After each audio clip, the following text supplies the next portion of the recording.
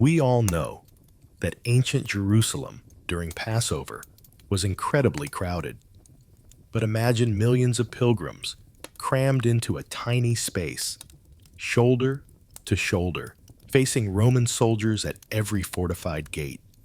The sheer scale of the chaos was extreme. How did anyone even get inside?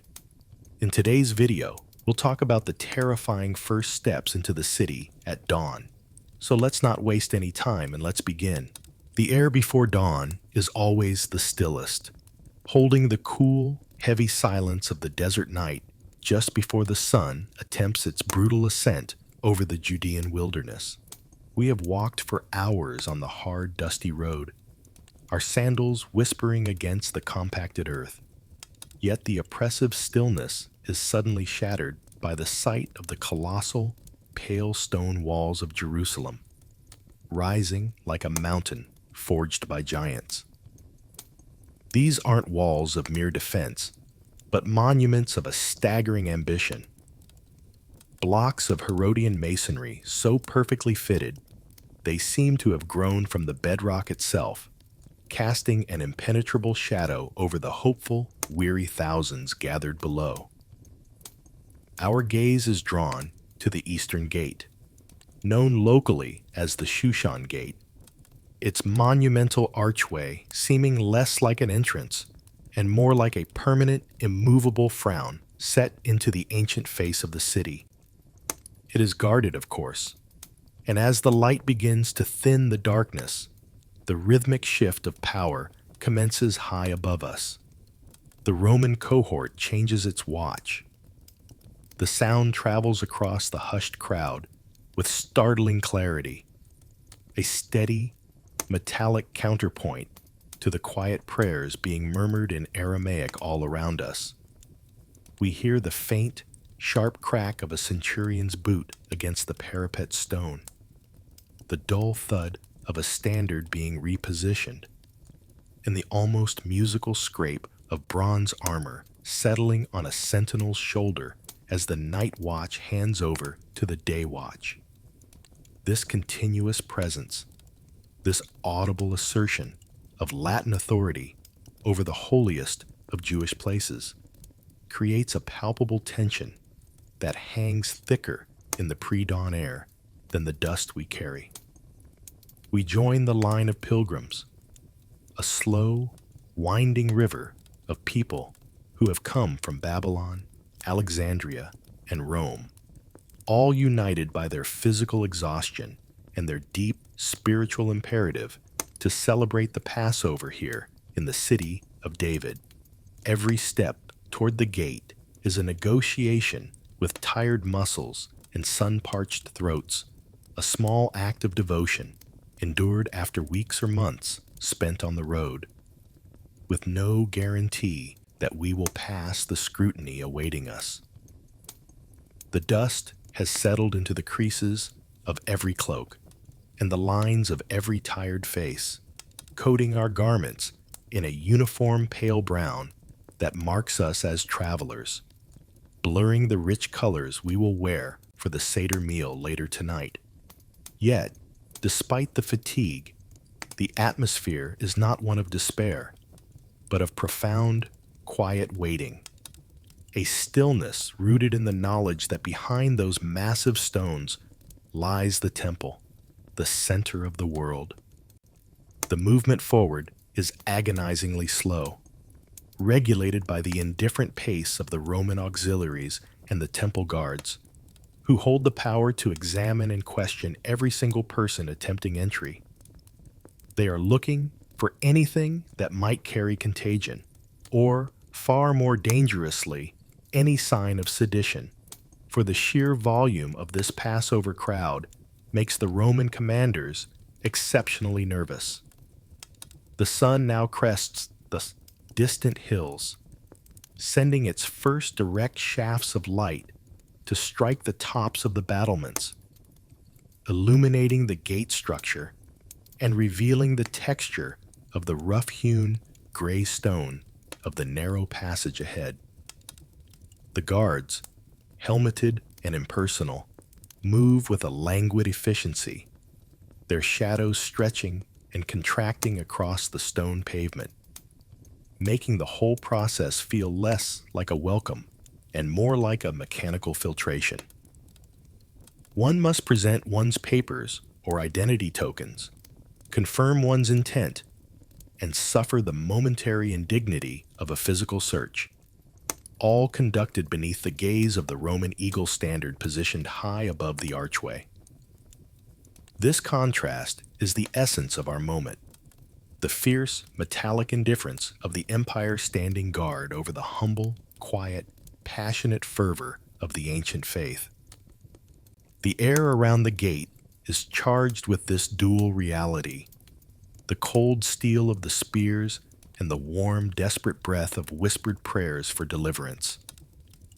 As we finally shuffle forward, the outer light, the harsh, open glare of the Judean morning, begins to recede, and we step into the massive shadow cast by the thickness of the gate's passage.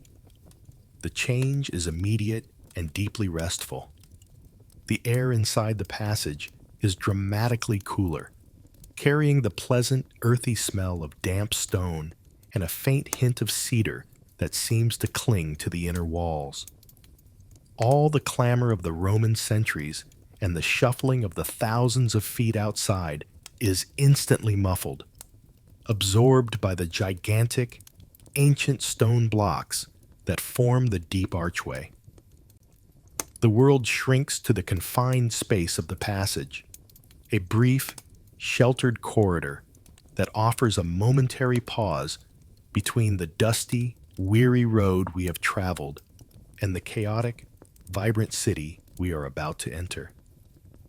We are finally within the walls, the cool, quiet passage serving as a reset for the senses, preparing us for the overwhelming sensory flood of the streets that lie just a few steps ahead.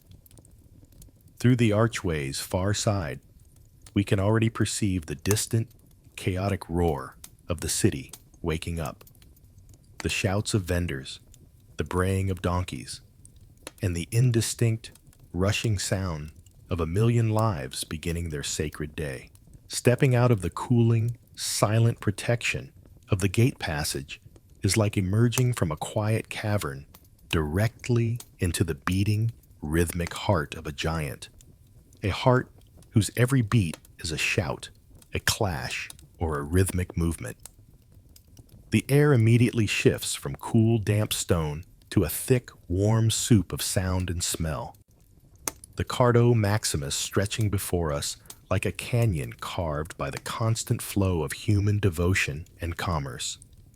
The main street of Jerusalem, paved in large, smooth stones, is already entirely saturated with pilgrims, merchants, and soldiers, a river of humanity that moves with a slow, grinding friction, making progress a deliberate, continuous effort rather than a fluid walk. We are instantly enveloped in a bewildering symphony of languages, a vibrant, continuous hum that rises and falls with the tide of the crowd, dominated by the guttural, familiar cadence of Aramaic, but punctuated by the sharper accents of Greek and the occasional, severe snap of Latin from a passing legionary patrol. The smells are layered and inescapable, a composite odor of human exertion and ancient industry. The pungent tang of sweat from thousands of unwashed bodies pressed close together is overlaid by the sweetness of baking barley bread and the sharp, coppery scent of fresh animal manure left by the passing donkeys and mules. Overhead, the sun is now fully risen, but the street gains some respite from the large, heavy awnings stretched between the buildings, which cast shifting, dark ribbons of shadow that offer momentary visual relief from the intense Judean glare. The architecture here is massive and commanding. The shops and storerooms built directly into the lower levels of the stone buildings, their doorways recessed and framed by lintels that have been smoothed by centuries of leaning bodies and passing hands. Vendors stand at the edge of the crowd, their voices forming a repetitive, hypnotic drone as they tirelessly hawk their wares. Each call a variation on a few simple, necessary themes: water, fresh water, oil lamps for the night, and the only true unleavened bread. The tables set up along the thoroughfare are cluttered with pilgrimage essentials, including tightly woven reed baskets, small clay phials for anointing oil, and thick, simple woolen blankets necessary for sleeping on terraces or in crowded guest houses. Progress is not made by walking, but by gently swaying with the mass, occasionally pressing one's shoulder against a cold stone wall, or using a hand to steady oneself against the rough texture of a wooden stall as the current of the crowd pushes and pulls. The ground beneath our sandals is uneven, despite the paving, polished slick in some places by endless passage, making the simple act of standing still feel like an unsteady balance in a moving stream. Every few feet, there is a delay, a nod of conversation, or a sudden pause where a cart is unloading supplies, forcing the collective body of pilgrims to merge and strain, creating localized areas of intense, suffocating pressure. This constant, involuntary proximity forces a strange intimacy upon strangers, where the fabric of a neighbor's tunic brushes against one's arm, and the heat of their body radiates directly into one's own space. Yet no actual eye contact or recognition is exchanged.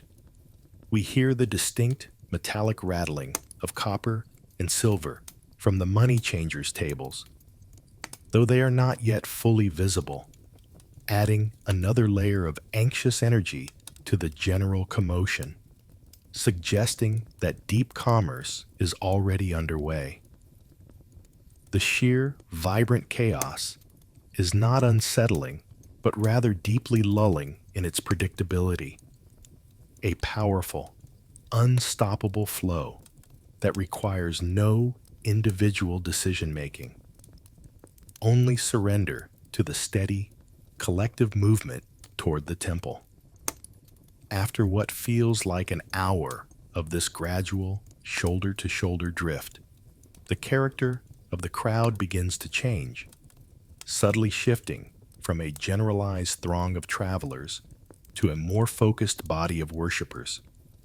The noise ahead condenses into a tighter, louder rush, signaling a convergence point where the main street meets a significant crossroad.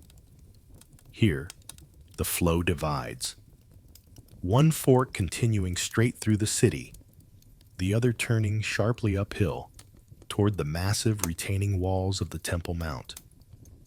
The crowds instinctively pool at this junction, the irresistible force of the thousands encountering the immovable obstacle of a major turn, creating a dense, near standstill bottleneck.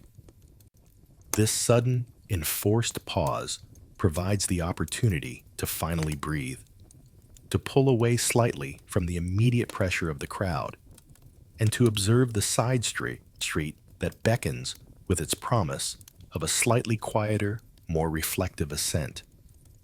Standing here at the junction, gazing down that quieter path, we sense the opportunity to leave the commercial artery for a moment, to slip into the cooling, winding labyrinth of the older residential sections. This momentary respite is our invitation to seek the shadowed, calmer paths of the city before rejoining the ritualistic clamor of the temple district itself. The relief of turning away from the boisterous, grinding friction of the Cardo Maximus is instantaneous. a subtle yet profound shift from the cacophony of the marketplace to the muffled, introspective hum of residential life. We step onto a path barely wide enough for two laden donkeys to pass, leaving the sun-drenched grand thoroughfare behind and plunging into the deep, perpetual shade of the alleyways, where the air itself feels noticeably cleaner and more settled. Here, the stone construction of the city reveals its age and intimacy, the path meandering and curving organically between houses that press close together, their upper stories sometimes bridged by simple wooden planks that filter the sunlight into narrow, ethereal beams. The sound of the crowd does not disappear entirely, but it is effectively dampened, reduced to a distant, generalized roar that serves only as a reminder of the frantic activity we have intentionally left behind. The predominant sounds now are the softer, more domestic acoustics of life within the walls.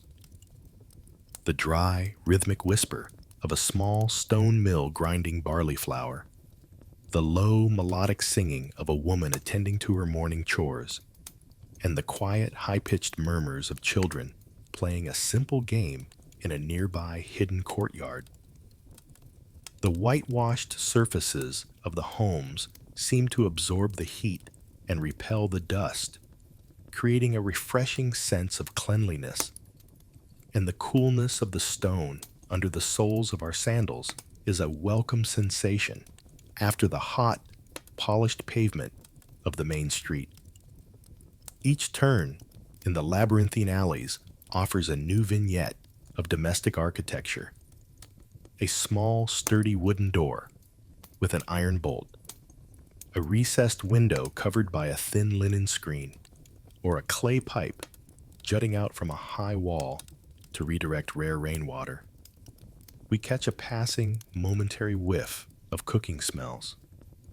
The sharp, earthy aroma of lentils simmering slowly in olive oil, a gentle hint of dried herbs, and the sweet, almost smoky perfume of leavened bread being quickly hidden away in compliance with the Passover injunction. It is a world of quiet routines, where necessity dictates the pace, contrasting sharply with the urgent, driven flow of the pilgrim throngs and the Roman patrols. The narrowness of these passages enforces a deeper respect for privacy and personal space. Here, we slow our pace to a silent shuffle, aware of our presence as transient observers in the deeply rooted lives of those who inhabit these ancient houses year-round. The stone is rougher and less meticulously worked here, providing excellent grip and conveying a sense of genuine antiquity, offering tactile evidence of the city that existed long before Herod's monumental expansion. Occasionally, we pass a dark, cool doorway where the hanging linen curtain is slightly parted, allowing us a fleeting glimpse into a shaded, tiled inner courtyard, perhaps containing a small, struggling fig tree or a sleeping dog, indifferent to the feast day's commotion. This quiet seclusion allows the mind to slow its own internal processes, the frantic analysis of the crowd giving way to a simple awareness of the immediate physical environment, the cool air on the skin, the granular texture of the wall beneath a guiding hand, the repetitive sound of our own slow footsteps. The alleyways ascend gently, following the natural contour of the hill beneath the city, the climb almost imperceptible but continuous, building a quiet thirst that underscores the body's fundamental needs. The architecture seems to be guiding us, pulling us inevitably upward and inward, closer to the city's heart, yet retaining this protective layer of residential calm. Suddenly, the confined space opens up slightly, terminating in a modest, sunlit plaza dominated by the presence of a public cistern's mouth, marked by a low stone wall and a heavy, iron-bound wooden cover. This is the goal the ascending path has been subtly leading us toward, the essential nexus of life in a densely populated arid city. The sight of the water point is a profound visual relief, representing a momentary triumph over the body's enduring exhaustion and the dry, relentless heat of the environment. The air here has a subtle, mineral-rich smell, the aroma of cool, contained water drawn up from the deep bedrock beneath the city. The sounds around the cistern are uniquely composed of ladles scraping against stone, the gentle sloshing of liquid being poured into clay jars, and the satisfied sighs of those finally quenching their powerful thirst. This small, crucial gathering point is a focal intersection of need and resource, a place where all the social distinctions momentarily dissolve in the face of the universal, desperate requirement for a drink. The essential human need for this scarce resource instantly frames the next aspect of our journey, leading us directly into the quiet, fundamental drama surrounding the politics and mechanics of water distribution in the crowded city of God. The public cistern, though small in its physical footprint, represents an immense, complex intersection of necessity and civic engineering, a quiet, crucial node in the frantic life of the Passover city. We approach the stone-lined basin, observing the quiet, unwritten protocols that govern the access and allocation of this life-sustaining resource, a social choreography of patience and unspoken rules that determines who drinks first and how much they are entitled to carry away. The sounds here are entirely different from the markets or the homes.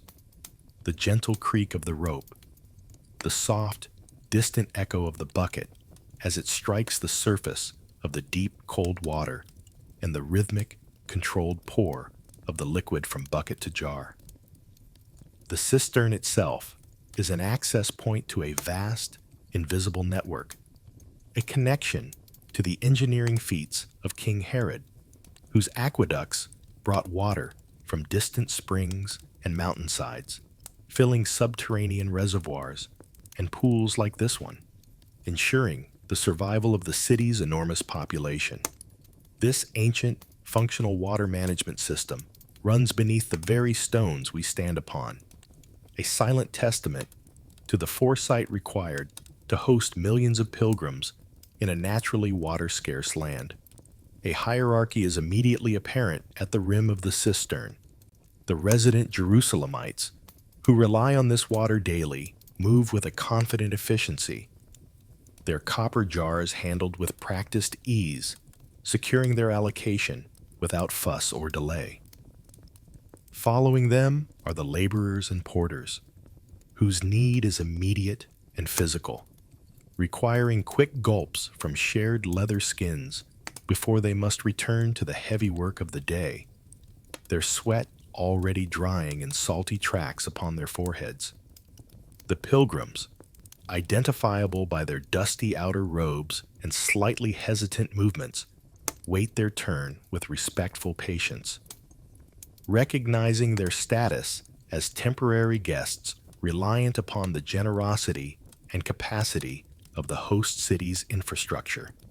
The scent of the water itself is cool and slightly mineral, carrying the refreshing, unmistakable aroma of limestone and deep earth, a smell that promises immediate hydration and relief from the dry, persistent heat.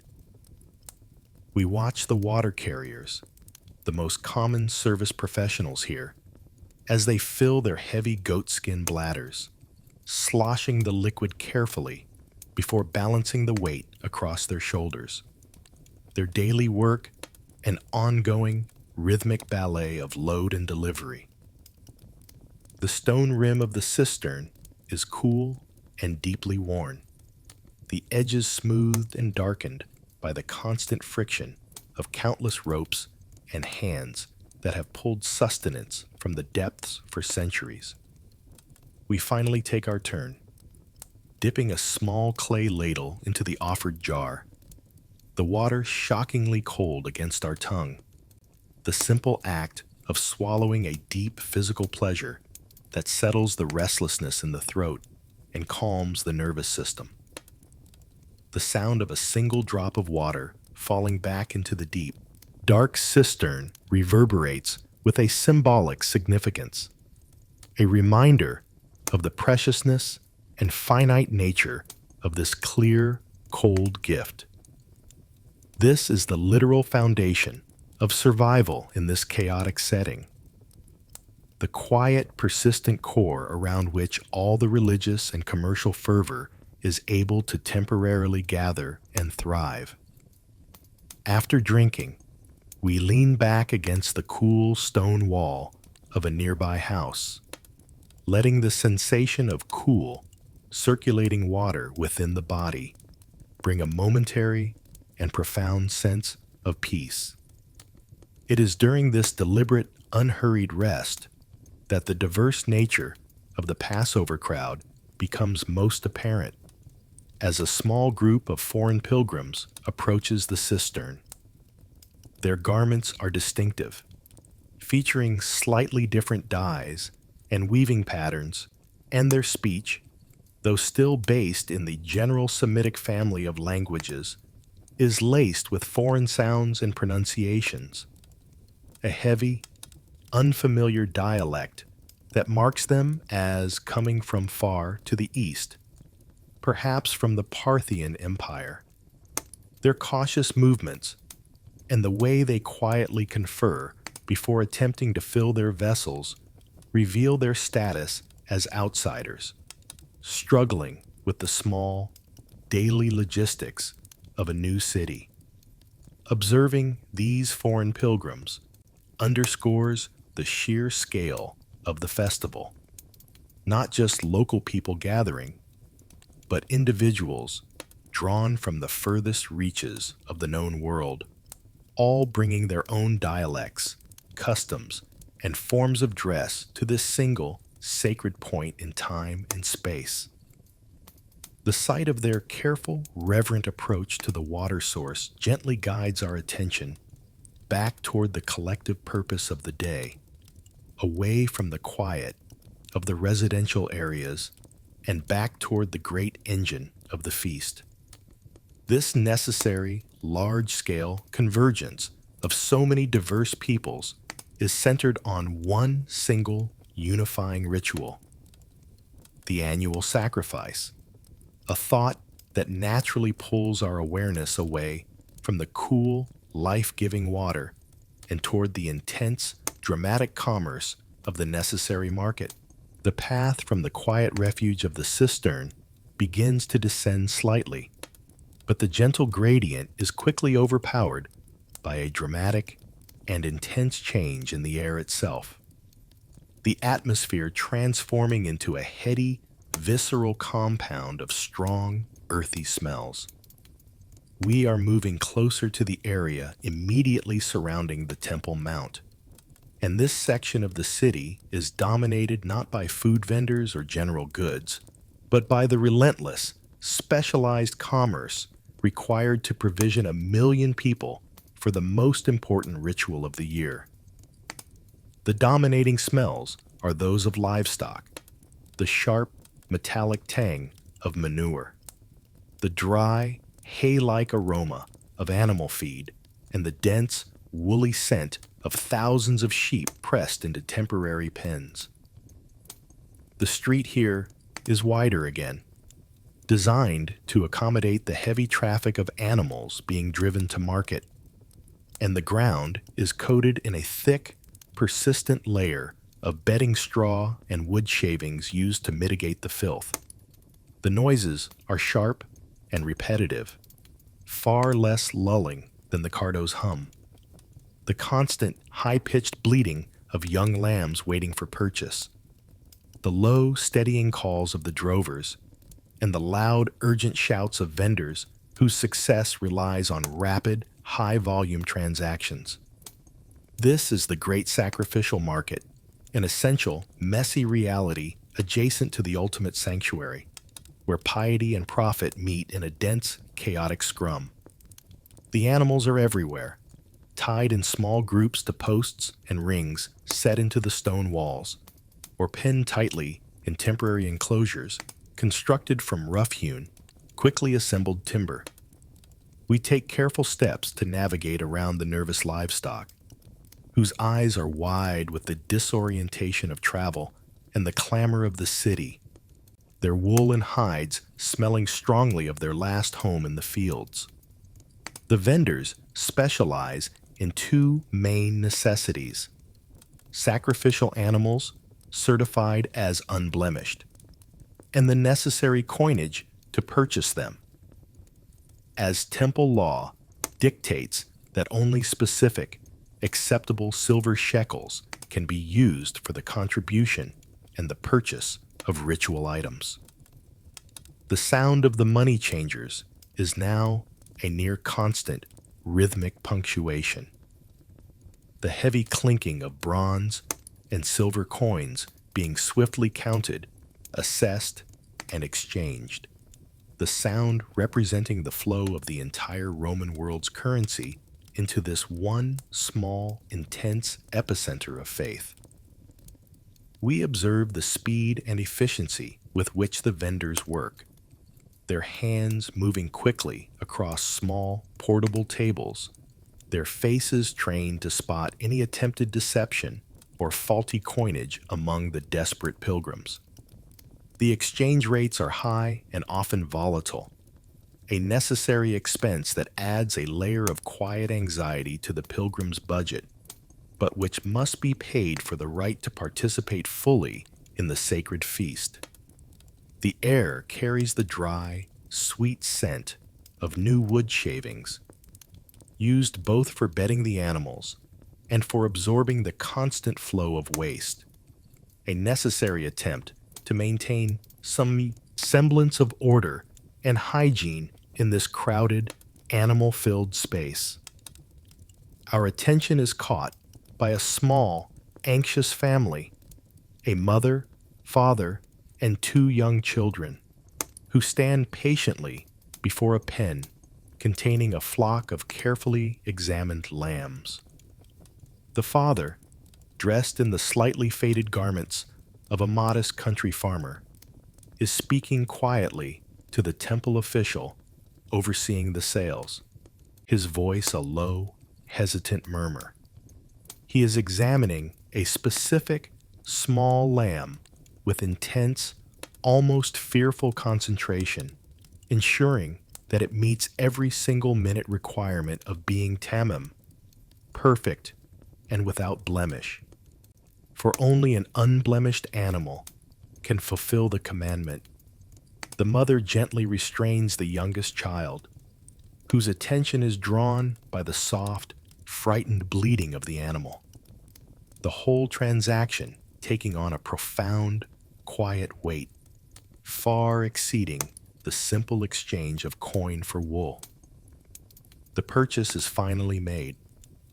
The small, frightened lamb transferred by its tether from the hand of the seller to the hand of the father, marking the successful completion of a core requirement of their pilgrimage.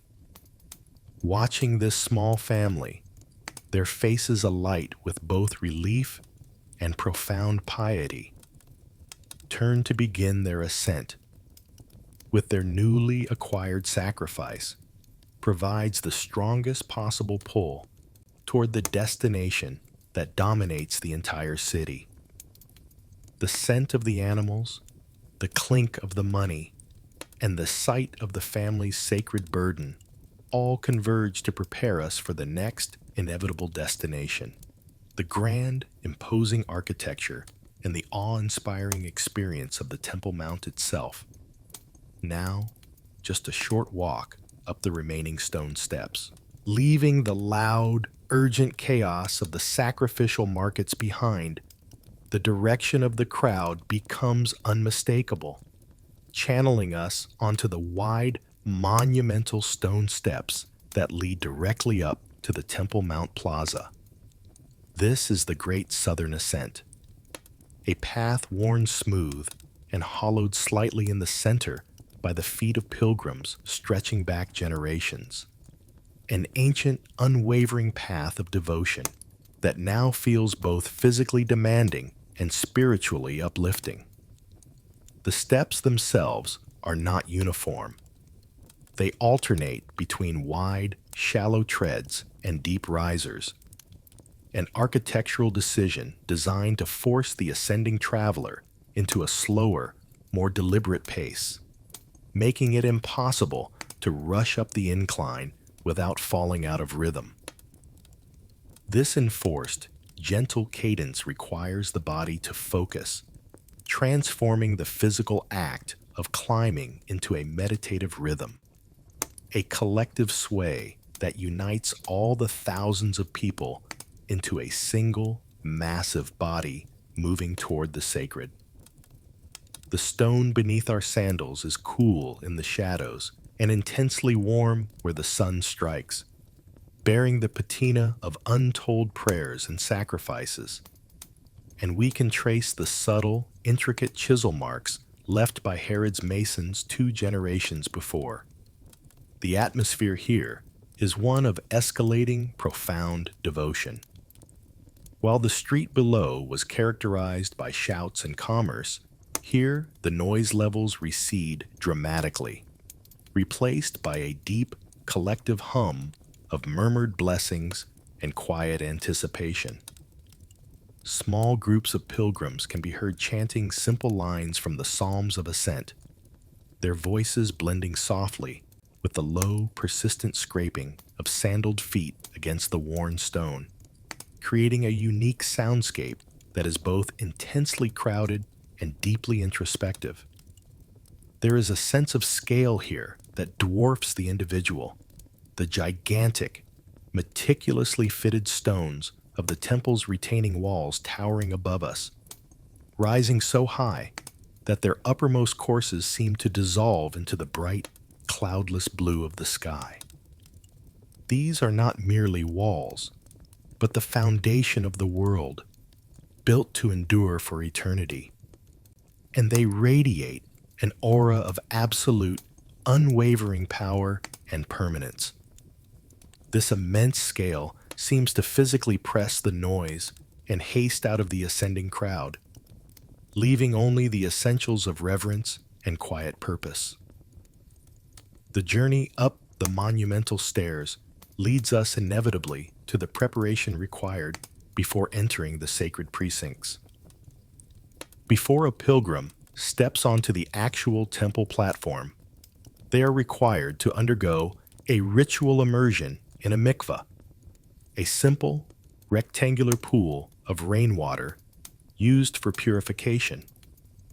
We divert briefly from the main ascent path, following a smaller stream of people toward the cool, dark recesses beneath the steps where these cleansing pools are numerous and deeply cut into the stone. The air down here is noticeably chilled and carries the heavy, humid smell of standing water and wet linen, providing a refreshing sensory break from the dry heat of the ascent. The process is quick, simple, and required. A full immersion of the body beneath the living, collected water, a symbolic washing away of the external world's defilements before presenting oneself at the heart of the faith. The feeling of the cold, deep water enveloping the body is momentarily shocking, but instantly clarifying. A complete reset for the skin and the senses, leaving behind the dust and sweat of the road and preparing the spirit for the next great threshold. Once the brief, purifying ritual is complete, We re-emerge into the light, our garments now carrying the cool, faint smell of dampness, and join the final stretch of the ascent toward the gates. This final approach is filled with a heightened, quiet anticipation. We can now clearly see the imposing structure of the Hulda Gates, the massive, bronze-clad doorways that offer the primary entry point onto the vast outer court. The rhythmic, steady climb has served its purpose, emptying the mind of all worldly concern and focusing every nerve ending on the sacred space ahead. There is a moment of hesitation just before stepping through the gate, where the eye attempts to comprehend the sheer, incomprehensible vastness of the temple plaza that lies beyond the threshold. A plaza that accommodates hundreds of thousands of pilgrims simultaneously. This final, deep breath, taken beneath the immense stone archway of the gate itself, is the final, decisive moment of transition, carrying us from the dusty road of the world into the sacred precincts of the Temple Mount, where devotion and history unfold on a staggering, unparalleled scale.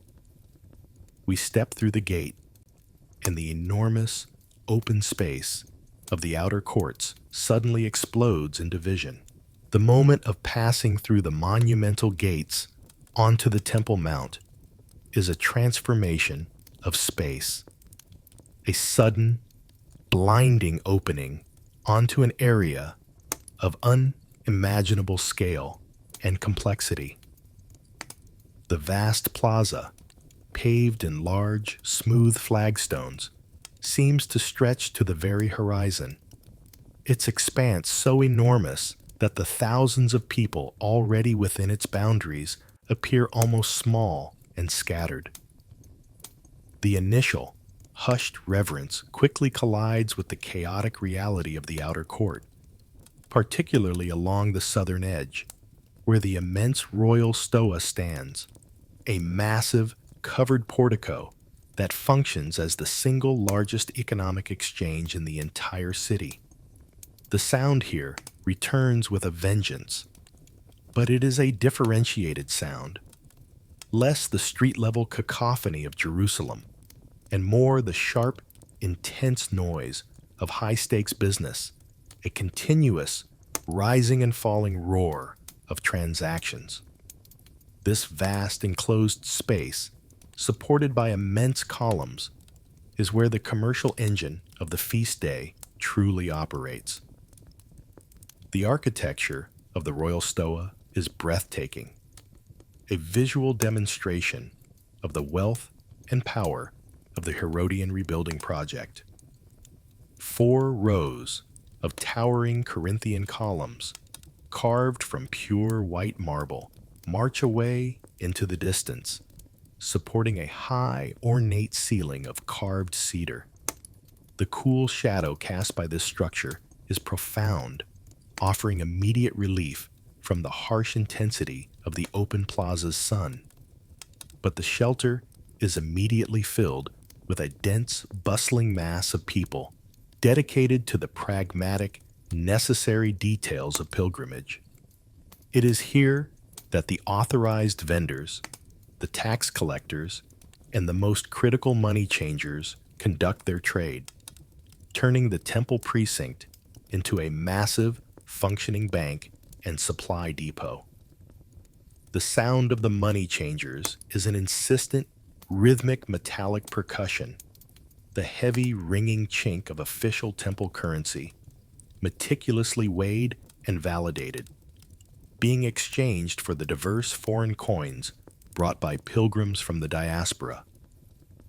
We move slowly beneath the silent, towering marble pillars, observing the strange contrast between the sublime, spiritual architecture and the intense, often predatory, nature of the commerce taking place beneath it. The air is thick with the scent of new leather, stacked rolls of cloth, parchment scrolls, and the dry, crisp smell of counted money, a distinct financial odor that permeates the massive hall. The voices are primarily those of haggling and negotiation, a persistent undertone of human friction over value and price. Scribes sit quietly in shaded niches, writing receipts and certificates of purchase, their reeds scratching rhythmically against the parchment, providing a counterpoint to the louder commercial din. The money changers, their tables piled high with various denominations, silver denarii, copper leptons, and Tyrian shekels, work with an intense focus, their eyes sharp, their hands moving with the speed and precision of professional accountants. Every pilgrim must participate in this exchange, converting their Roman or Greek currency into the acceptable local coin required for the temple tax or for the purchasing of any supplies not brought from home. The sheer, overwhelming scale of the economic activity seems paradoxically to diminish the spiritual focus, turning this sacred entry point into a glorified, if magnificent, marketplace. Yet, the activity is essential, enabling the vast machinery of the annual rites to function without interruption. We linger for a moment near one of the central pillars, running a hand over the cool, flawless surface of the marble, tracing the deep, clean lines of the ancient carving, feeling the immense stability and age of the structure itself. The column remains entirely indifferent to the temporary commercial chaos unfolding beneath it, standing as a quiet testament to a more profound, enduring purpose. The energy of the stoa, however, is too intense, too insistent, preventing the calm, contemplative atmosphere the pilgrim seeks. The sheer volume of negotiation and financial friction begins to wear on the senses, creating a need to find a space that is truly consecrated and quietly reflective. We gently push through the edge of the crowd, turning our attention away from the commerce and toward the inner walls that delineate the more sacred areas of the Temple Mount, seeking silence and devotion beyond the massive shadow of the stoa. Moving away from the reverberating commercial clamor of the royal stoa, we find a quieter, more open space within the temple plaza, directing our attention toward the sheer, immaculate wall that defines the boundary of the inner courts. This wall is distinctly different from the massive retaining walls of the outer platform. It is constructed of the purest white marble, cut with an almost impossibly delicate precision, gleaming under the bright Judean sun, radiating an aura of intense sanctity and ritual cleanliness. This visual transition from the gray workaday stone of the city to the pristine white of the inner sanctuary marks the dramatic shift from the general sphere of the pilgrim to the exclusive domain of the priest. The quiet here is not absolute, but it is a deeper, more intentional silence, dominated by the sense of anticipation and the awareness of the immense holiness contained beyond the barrier. The ground around this inner wall is less crowded, the pilgrims here moving with a more reserved, deliberate pace, their eyes often lowered or fixed upon the magnificent facade. The air smells cleanly of warm stone and distant incense, a subtle, smoky fragrance carried on the light breeze that whispers across the vast expanse of the court. We observe the soreg, the low, delicate stone fence that stands a few feet away from the main wall, serving as the first explicit boundary line separating the outer area from the inner courts, beyond which non-Jews may not proceed upon pain of death. This boundary is marked not only by the low barrier, but also by the carved inscriptions in Greek and Latin, simple, clear warnings etched into the stone, detailing the serious final implications of trespass for any Gentile. A quiet, severe reminder of the exclusivity and seriousness of this sacred space. This small, elegant fence is a subtle but profound line of demarcation, an invisible force field that manages the flow of devotion and prevents the chaotic world from contaminating the sanctified inner ritual.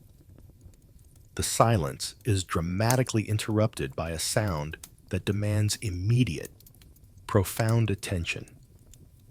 The distant, clear, triumphant blast of the priest's silver trumpets. The sound originates from the inner courts, perhaps the roof of the sanctuary itself, a sharp, metallic call that slices through the air and echoes across the massive stone plaza, signaling a major moment in the cycle of the temple's morning prayers, or perhaps the beginning of the daily sacrifice. The noise is instantly arresting, momentarily freezing the movement of the pilgrims who turn their heads toward the sanctuary, many bowing their heads or beginning a quiet recitation of prayer. The trumpet blast is a sound of immense authority and ancient continuity, connecting the present moment directly to the laws and rituals established centuries before. This repeated, ritualistic sound anchors the entire experience, confirming that beyond the walls of stone, the sacred liturgy is unfolding exactly as it has always done. We move slowly along the perimeter of the inner wall, observing the gates that pierce the white marble, the gates of Nicanor, the Gate Beautiful, their sheer size and elaborate ornamentation suggesting the priceless treasures and profound rites hidden just beyond their thresholds. Here, the sheer, flawless uniformity of the marble conveys a quiet discipline, a perfect reflective surface that seems to absorb all noise and distraction. The physical structure imposes a mental and spiritual quietude, requiring the mind to slow down, to focus its attention inward, and to contemplate the holiness that the architecture represents. This powerful, disciplined boundary, however, serves as a natural contrast to the force that holds the entire city, and indeed the entire region in its iron grip. The sight of the temple's magnificence and its inherent vulnerability, standing so exposed yet so profound, naturally compels the mind to look beyond the sacred space itself. The knowledge that such magnificent devotion is allowed to proceed only under the severe tolerance of an occupying power immediately draws the gaze upward and toward the northern corner of the Temple Mount, toward the distinct, unmistakable shape of the great Roman military fortress that silently controls the entire Holy Hill. Our attention is now drawn to the immense structure that dominates the northwestern corner of the temple complex. The Fortress Antonia, a colossal edifice of Roman military power, built by Herod the Great and named after his patron, Mark Antony. This fortress is the physical and symbolic antithesis of the gleaming white marble and spiritual aspiration of the Temple Mount below it. It is built of severe, gray, utilitarian stone, lacking any ornamentation, its lines harsh, practical, and unmistakably Roman, standing like a dark, severe shadow cast perpetually over the sacred precinct. The very purpose of its massive construction is not devotion, but control, a clear assertion that even here, in the heart of Jewish faith, the ultimate authority rests with the empire. The constant, low-level hum of activity emanating from the fortress is entirely different from the noise of the pilgrims. It is the sound of discipline, routine, and preparation for war, the steady rhythm of a marching drill, the distant clang of metal on metal from the armories, and the infrequent, sharp command barked in Latin. The Fortress Antonia is positioned on a towering bedrock elevation, giving the Roman garrison inside an unobstructed, terrifying vantage point over every single inch of the temple courts and the masses of pilgrims below. We can feel the weight of this perpetual observation, the awareness that hundreds of eyes, shielded by the visors of helmets, are constantly scanning the crowds for any hint of unrest or defiance. The visual contrast is profound and unavoidable. The brilliant, blinding white of the temple's polished stone and pure gold accents meeting the matte, somber gray of the fortress, a stark visual representation of two opposing worlds. The air here feels thicker, heavier, with the subtle, pervasive scent of leather armor, sweat, and perhaps a faint, acrid smell of burning charcoal, used for heating simple rations. A foreign, military smell that contrasts sharply with the incense and spices of the temple. We watch the activity on the fortress walls, focusing on the Roman legionaries who patrol the elevated walkways.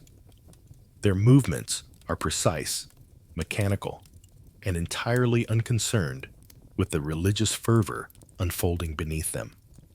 Their polished bronze and iron armor catches the midday sun with sudden, brilliant flashes, momentarily dazzling the eyes. The metallic gleam emphasizing their status as alien, technological forces in this ancient, deeply spiritual place. High above, clearly visible against the sky, stands the gilded eagle standard, the symbol of the legion and the empire. A constant, sharp reminder of the power that allows this Passover gathering to exist, and the power that could crush it in an instant. This tension is the core of our experience here. The quiet, intense piety of the pilgrims coexisting with the cold, watchful readiness of the imperial military machine.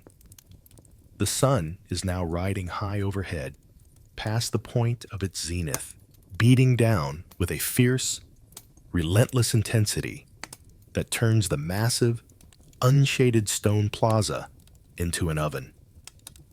The glare is overwhelming, reflecting blindingly off the white marble and the pale stone pavement, making the wide open area almost unbearable to look upon for extended periods. This powerful physical discomfort serves as the ultimate natural regulator of the day's movement, dictating that the grand, exposed spaces of the Temple Mount must be temporarily vacated. The heat, the relentless glare, and the oppressive, watchful presence of the Roman soldiers all combine to make the unshaded outer court an inhospitable place until the afternoon shadows lengthen. The need for refuge becomes an overwhelming physical imperative, pulling the narrator away from the great white walls and the gray fortress, down into the quieter, cooler, shaded streets of the city below. This unavoidable retreat from the sun's midday intensity marks the natural end of the morning's frantic devotion and dictates the need to seek a sheltered space for necessary sustenance and quiet rest, setting the stage for the deep introspection of the afternoon and the profound rituals of the coming night. The immediate and pressing necessity, after the intense, watchful intensity of the Temple Mount and the overwhelming heat that radiated from the unshaded plaza is a physical retreat, a descent from the elevated sanctity back into the sheltering, narrow canyons of the city proper. We allow the current of the diminishing crowd to carry us downward, away from the massive, severe gray of Fortress Antonia and the gleaming white of the inner court walls, seeking the comforting, familiar geography of the lower residential districts. The air slowly, gratefully cools as the towering stone walls of the buildings begin to crowd closer together, offering continuous deep shade that is a profound balm to the eyes and the sun-warmed skin. The transition is not abrupt, but gradual, a slow shedding of the intense spiritual pressure of the mount for the simple, grounded requirements of the body. The smells shift as well, moving away from the sharp mineral tang of marble and the distant aroma of incense toward the comforting, earthy scents of urban life. Dust, dry spice, and, most distinctly, the deep, pervasive odor of baked grain. This specific aroma, heavy and warm, leads us unerringly down a side street slightly wider than the others, toward the deep, cool archway of a common baker's shop. Stepping inside the small, stone-lined chamber is like plunging into a dry, heat-filled bath, a sudden, shocking change in temperature that is nevertheless welcome for its contrast and its promise of essential sustenance. The overwhelming feature of the space is the immense, dome-shaped clay oven built into the thick rear wall, its exterior radiating a continuous, palpable blast of dry, smoky heat that demands the baker stand at a respectful distance. The oven's small, low mouth glows with a fierce, unwavering orange intensity, a concentrated point of necessary fire that holds the entire process in its grip. The single baker, a man of strong, calloused hands and a face perpetually flushed by the furnace's output, is engaged in the ceaseless, rhythmic work of the feast, the making of matzah. The sound of his labor is a simple, hypnotic percussion, the soft, squishing thwack as a portion of the pure dough is slapped down onto the heavy wooden bench, the quick, dry slide of the rolling pin flattening the bread to an almost paper-thin disc, and the rapid, precise shick-shick of the baker's wheel perforating the surface to prevent the slightest rise. Every part of the process is governed by speed and precision, a race against the very nature of the grain, ensuring the bread remains strictly unleavened, the bread of humility and flight. We watch, mesmerized, as the baker slides a thin disc onto his long wooden peel, thrusts it into the glowing heart of the oven, and then, only moments later, deftly pulls out the finished product, a crisp, pale, often slightly blistered disc of matzah, its surface marked by the uniform rows of tiny holes. The smell, as it comes from the fire, is instantaneous and intense, the clean, smoky aroma of pure wheat and extreme heat, entirely devoid of the yeasty fermentation found in regular bread. We purchase a generous measure of this necessary sustenance, the stack of brittle bread still radiating a faint residual warmth that warms our hands as we turn to find refuge. We find a spot on a shaded, low stone ledge just outside the shop, allowing the wall's thick mass to absorb the sun's power and provide us with a zone of quiet recovery. Our meal is a picture of simple, unadorned necessity. the thin, brittle matzah, and a handful of dark, dried figs. Their intense, condensed sweetness providing the necessary burst of energy and flavor.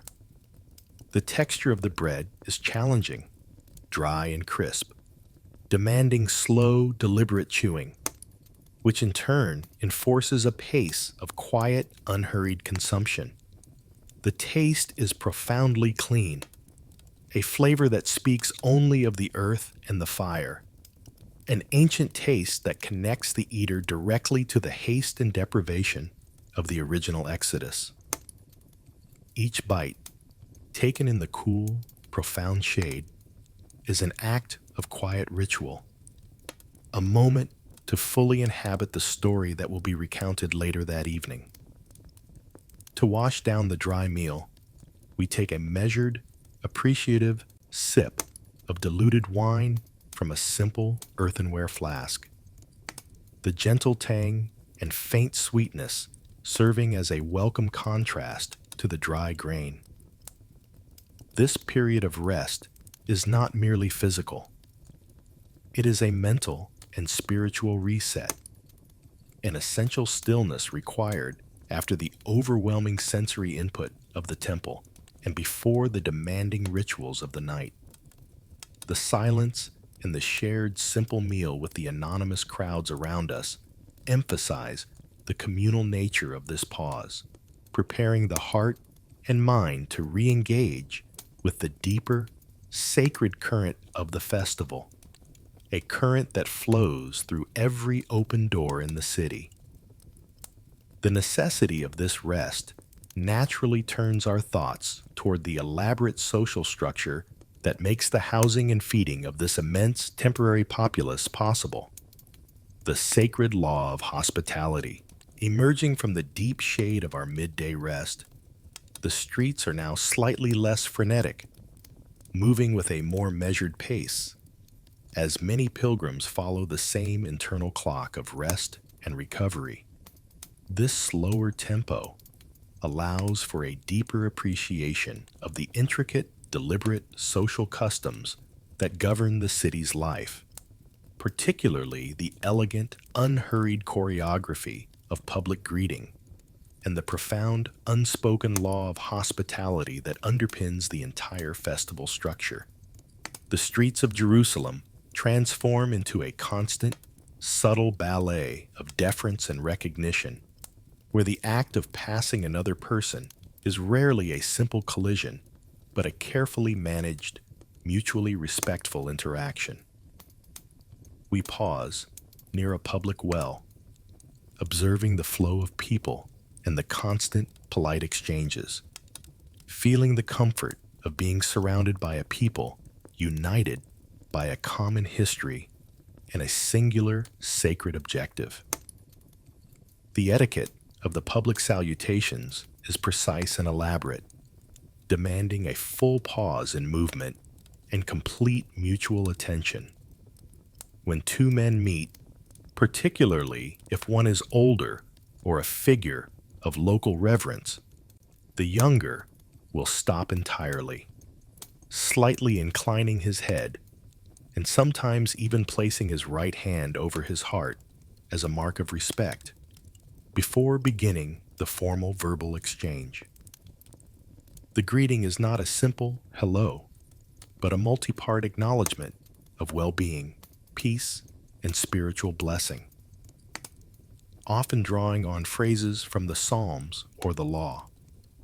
The verbal formula often includes an inquiry into the peace of the other person's family, the prosperity of their journey, and a shared blessing for the sanctity of the feast.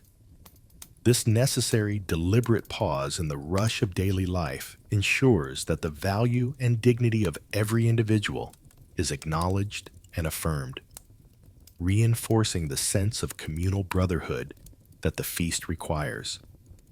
This willingness to stop and acknowledge the value of every person, even when pressed by the demands of the day, is a hallmark of the festival's ethos, slowing the movement and deepening the sense of communal purpose.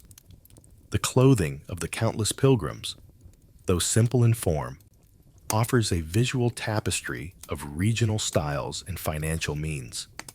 Most outer robes are crafted from durable, undyed wool or finely woven linen, but the quality of the dye and the tightness of the weave signify wealth. We see garments of deep Tyrian purple, muted indigo, and rich saffron yellow, often edged with elaborate woven borders that proclaim the wearer's status. Our eyes are continually drawn to the small, crucial details of the law made visible. The tzitzit, the knotted fringes attached to the four corners of the outer robe. These fringes, often dyed with a specific thread of blue techelet, serve as a constant, intensely personal visual reminder of the 613 commandments. Each tassel is meticulously knotted according to ancient rules, and as the pilgrims move, these small, sacred details sway and flutter gently in the light. Breeze, each knot and tassel acting as an anchor of faith, a quiet, portable symbol of devotion carried into the marketplace and the street, signaling adherence and identity. The profound, pervasive atmosphere of the feast day is most visibly expressed in the acts of spontaneous, unbidden hospitality that unfold constantly on the street corners. We witness numerous acts of quiet, automatic generosity, underscoring the universal commandment to care for the stranger and the sojourner during this week of remembrance. A local woman sweeping her doorstep stops to offer a dipper of cool, clear water from a clay jar to a sweating, exhausted family who appear to have just arrived from the coast. An older man, sitting on a low public stone wall, gestures toward the shaded space beside him, inviting a tired, solitary traveler to sit and rest their weight, offering only the silent comfort of a shared patch of cool stone. The offering of simple shade, a moment of rest, or a shared piece of dried fruit is not seen as an extraordinary kindness, but as the expected, necessary functioning of the community under the gaze of the law. This deep, practical commitment to sharing is what makes the logistics of the Passover feasible. The sheer number of visitors mandates that every family open their doors and their upper chambers to their co-religionists, often without knowing their names or their origins, transforming every home into a necessary, temporary sanctuary. This generous, universal accommodation naturally turns the mind toward the inner workings of these homes, leading us toward the quiet details of readying the essential space for the sacred observance of the evening meal. The waning light of the late afternoon precipitates a profound, collective movement away from the public clamor of the streets and toward the private, intimate sanctity of the domestic setting. The streets, which were so full of boisterous life only moments ago, begin to empty, their sound replaced by the acoustic signatures of focused, internal preparations taking place behind the thick, silent stone walls of the houses.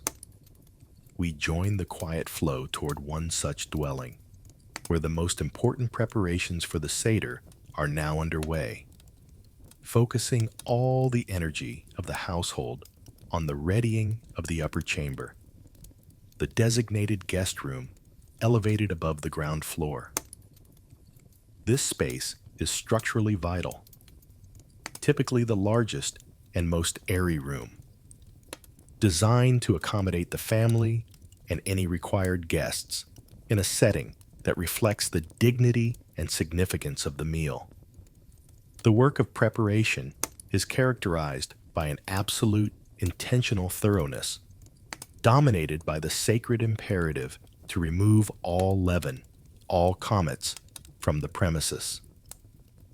The sounds inside the room are those of meticulous cleansing, the scratching sound of brooms sweeping every corner, the quiet tapping of fingers checking for stray crumbs beneath the edges of the stone tiles, and the gentle sloshing of water being used to wipe down every surface.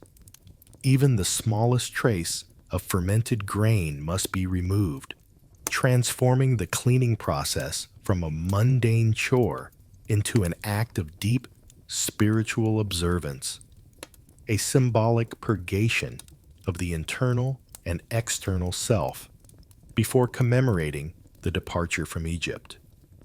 Once the stone floor is deemed absolutely clean and ritually purified, a layer of fresh rush matting is unrolled and smoothed across the surface.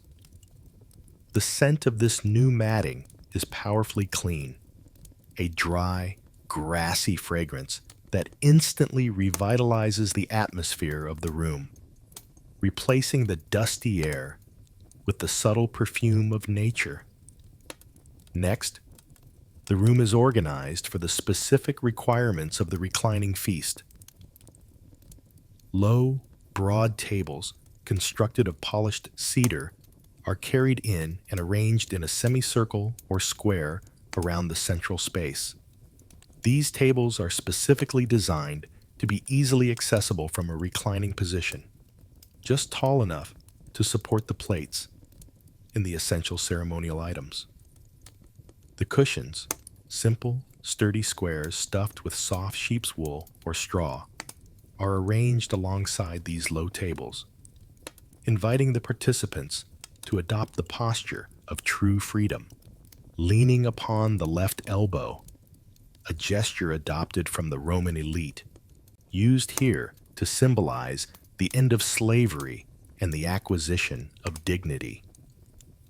The room, with its newly laid matting and its low, geometric arrangement of tables and cushions, suddenly takes on a quiet, organized grandeur, reflecting the magnitude of the story it is about to host.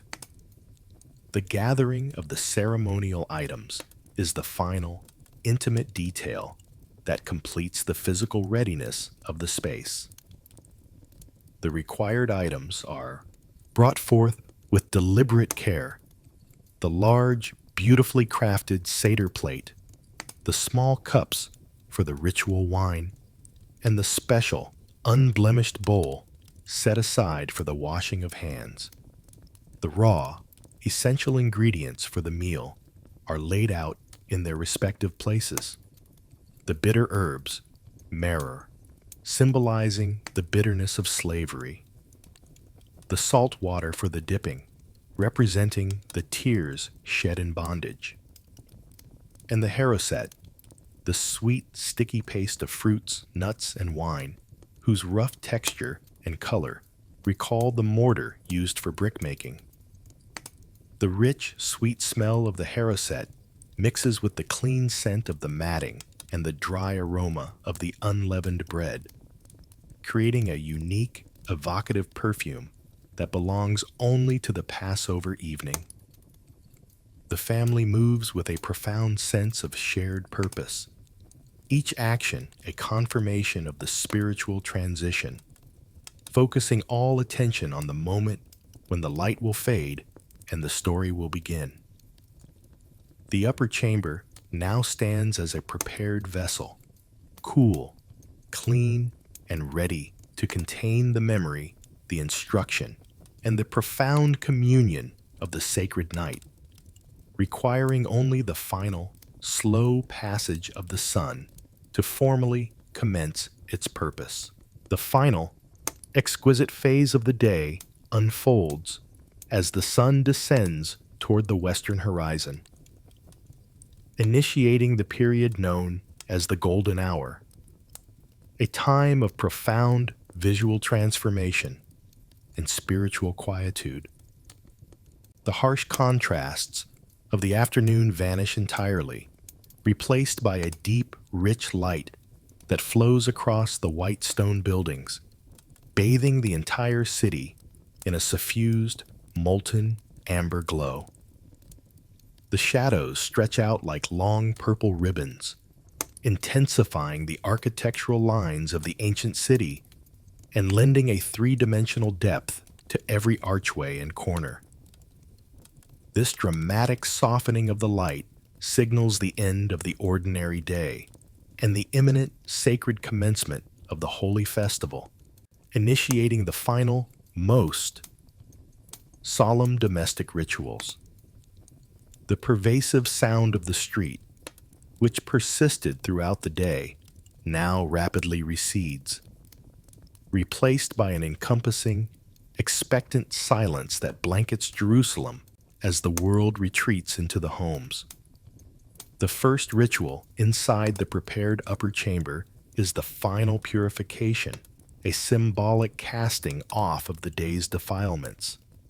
Each participant, guest and host alike, approaches the basin of water to perform the ritual washing of hands and face with careful, deliberate intention. The cool water on the skin is a sudden, clarifying sensation, removing the final vestiges of dust and labor, preparing the body to be entirely present for the sacred act of dining. Following the cleansing, the day's work clothes are exchanged for cleaner, lighter garments, often simple robes of fine, unadorned white or pale linen. The light, clean fabric rustles softly as the participants settle onto the cushions, adopting the reclining posture that symbolizes the status of free men and women, a quiet, deliberate rejection of the stiffness of servitude. The scent of fresh, clean linen and the faint, earthy fragrance of the rush matting dominate the enclosed space, creating an atmosphere of purity and readiness. The most decisive and emotionally powerful moment of this transition is the lighting of the central lamp, a responsibility traditionally belonging to the woman of the house, which formally separates the ordinary time from the sacred time.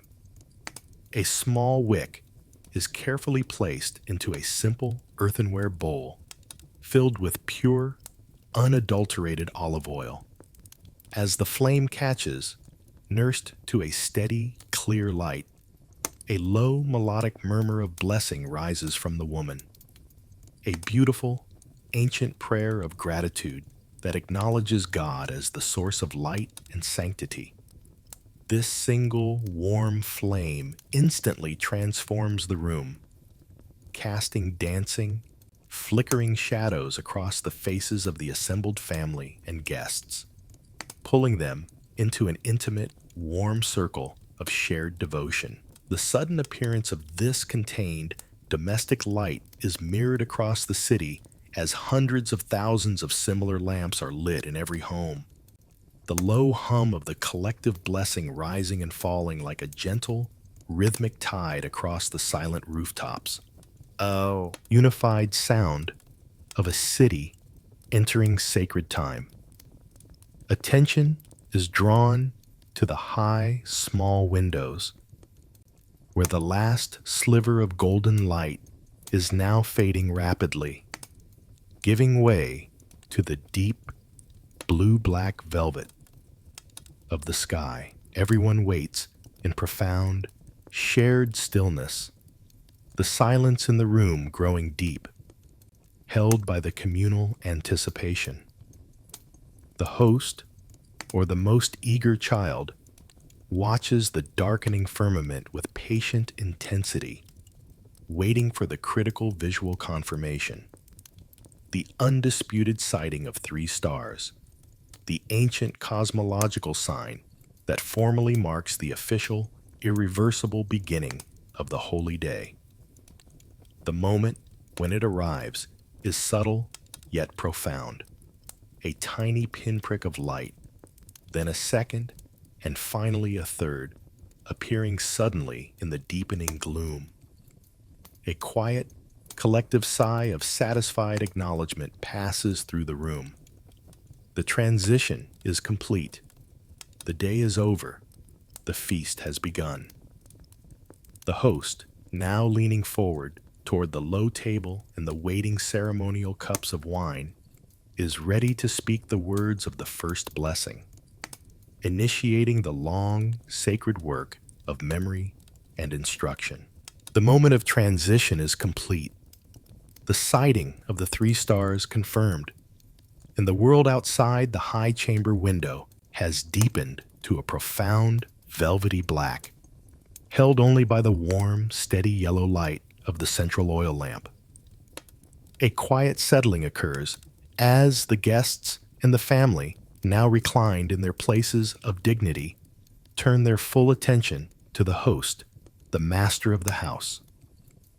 The entire space contracts, the shadows of the corners receding, leaving only the pool of lamplight that illuminates the low cedar table and the carefully arrayed ceremonial items. This moment requires no words, only the shared, expectant stillness of those ready to receive the history that will define their night. The host begins by reaching for the heavy earthenware flagon, its clay surface cool and rough against the palm, and carefully pours the first measure of deep red wine into the small, waiting cups. The sound of the liquid filling the vessels is a sharp, resonant counterpoint to the quiet of the room, a series of low, wet gurgles that echo slightly off the stone walls, marking the official commencement of the sacred act.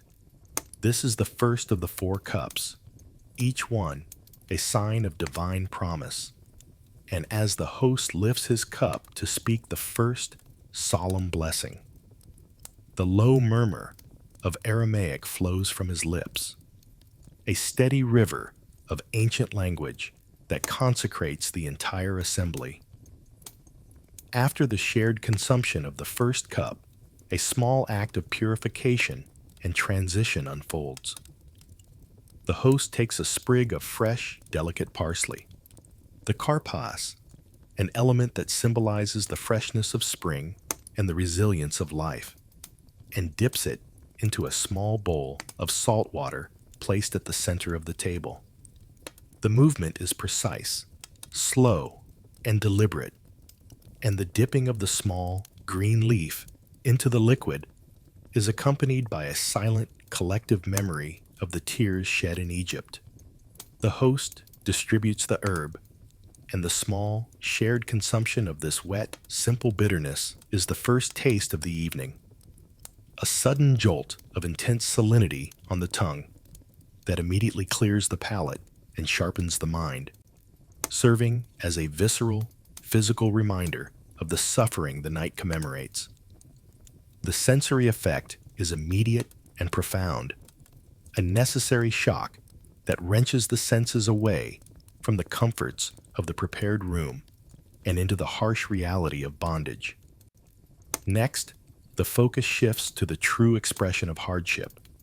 The maror, the bitter herbs, often served as fresh leaves or rough grated root, whose sole purpose is to inflict a brief, intense, and memorable culinary pain. The aroma of the herbs is sharp, pungent, and almost acrid, a smell that warns the senses before the taste confirms the truth. The host carefully places a small measure of the herbs into the palm of each guest, and the subsequent chewing is a silent, singular ordeal of focused bitterness, a searing sensation that forces the eyes to water and demands immediate, sustained attention. This deliberate infliction of discomfort is crucial. It ensures that the concept of bitterness is not merely abstract, but a raw, physical experience shared by all, linking the body directly to the generations of ancestors who endured slavery. The taste lingers, a dry, unrelenting heat that coats the throat and the back of the mouth, providing a sensory canvas against which the next element, the Haroset, will be measured. The sudden, required counterpoint to this bitterness is the sweet, earthy fragrance of the Haroset, the sticky, dark paste of crushed fruits, nuts, and wine. The host offers the herbs again, but this time directs the guests to dip them into this sweet substance. The aroma of the Haroset is a dense, warm bouquet of cinnamon, date, fig, and deep red wine, a profound, comforting fragrance that contrasts beautifully with the raw sharpness of the maror. The texture is rough and granular, recalling the sight of the mortar used to cement the bricks of Pharaoh's treasury cities. But the taste is pure, overwhelming sweetness, providing a sudden, intense burst of relief that neutralizes the lingering burn of the bitter herbs. This sequence, the pain of the salt water, the searing bitterness of the maror, and the immediate, powerful grace of the Haroset, is the essential, distilled drama of the evening, moving the participants from the depth of sorrow to the peak of gratitude. The stage is now set for the central, most defining moment of the first part of the Seder. All attention shifts to the youngest member of the family present, whose role is to formally and publicly acknowledge the strange, unique nature of this meal. The child, seated at the host's left, leans forward slightly on the cushion, their small voice rising clearly above the quiet, the sound slightly thin and high, yet possessing an ancient authority that silences all other thought. The ritual questions are simple, yet profound, a four-part inquiry that demands explanation for all the night's strangeness. Why is this night different from all other nights? Why do we eat only unleavened bread? Why do we eat only bitter herbs? Why do we recline at the table? The delivery of these ancient questions, passed down verbatim from one generation to the next, is the formal cue for the host to begin the long, necessary work of the Haggadah, the retelling, allowing the narrative of freedom and deliverance to finally unfold and fill the warm, expectant room. With the youngest voice having completed the required 4 questions, the atmosphere in the upper chamber deepens, shifting from the sharp, immediate sensory experience of the ritual foods to the immersive, contemplative flow of the sacred narrative. The oil lamp, now burning steadily at the center of the low table, provides the only illumination, casting long, wavering shadows on the whitewashed stone walls, making the room seem at once vast and infinitely secure. The host, leaning comfortably on his cushion, begins the long, deliberate work of the Haggadah, the telling. His voice, now soft and measured, is not a voice of performance or drama, but one of slow, rhythmic instruction, its cadence designed to draw the listener inward, toward the quiet core of the ancestral memory. The sound is low and continuous, a gentle, flowing stream of Aramaic and Hebrew phrases that repeat and intertwine, establishing a soothing, meditative rhythm ideal for a deep, shared focus. The initial part of the retelling focuses not on the drama of Pharaoh and the plagues, but on the profound, quiet humility of the people's origins, tracing the lineage back to the nomadic beginnings, to the sojourn in the strange land, and the descent into slavery. The words paint simple, strong images: the dry dust of the first migration, the deep, dark night of the first bondage, the relentless, heavy rhythm of the work in the sun-baked brick fields. The narrator's voice occasionally softens, dropping almost to a whisper when describing the heavy burden of the labor, the inability to speak or pray for deliverance, and the vast, crushing despair that settled over the generations. The gentle flickering of the lamplight echoes this rhythm, causing the faces around the table to alternately emerge from the darkness and recede back into shadow, lending a timeless quality to the assembled listeners, making them all witnesses and participants in the unfolding story. As the narrative progresses, it takes on the comforting, deliberate pace of a familiar, much-loved liturgy, where the listener is more concerned with the texture and sound of the words than their sudden meaning. The host uses careful, measured pauses, allowing the silent weight of the history to settle upon the company before proceeding. We hear descriptions of the cry that finally rose from the oppressed, ascending through the dry desert air to reach the divine ear, and the subsequent awesome unfolding of the power that was unleashed against the masters. The language used is simple, descriptive, and deeply traditional, avoiding complex phrasing in favor of clear, resonant imagery that speaks directly to the heart.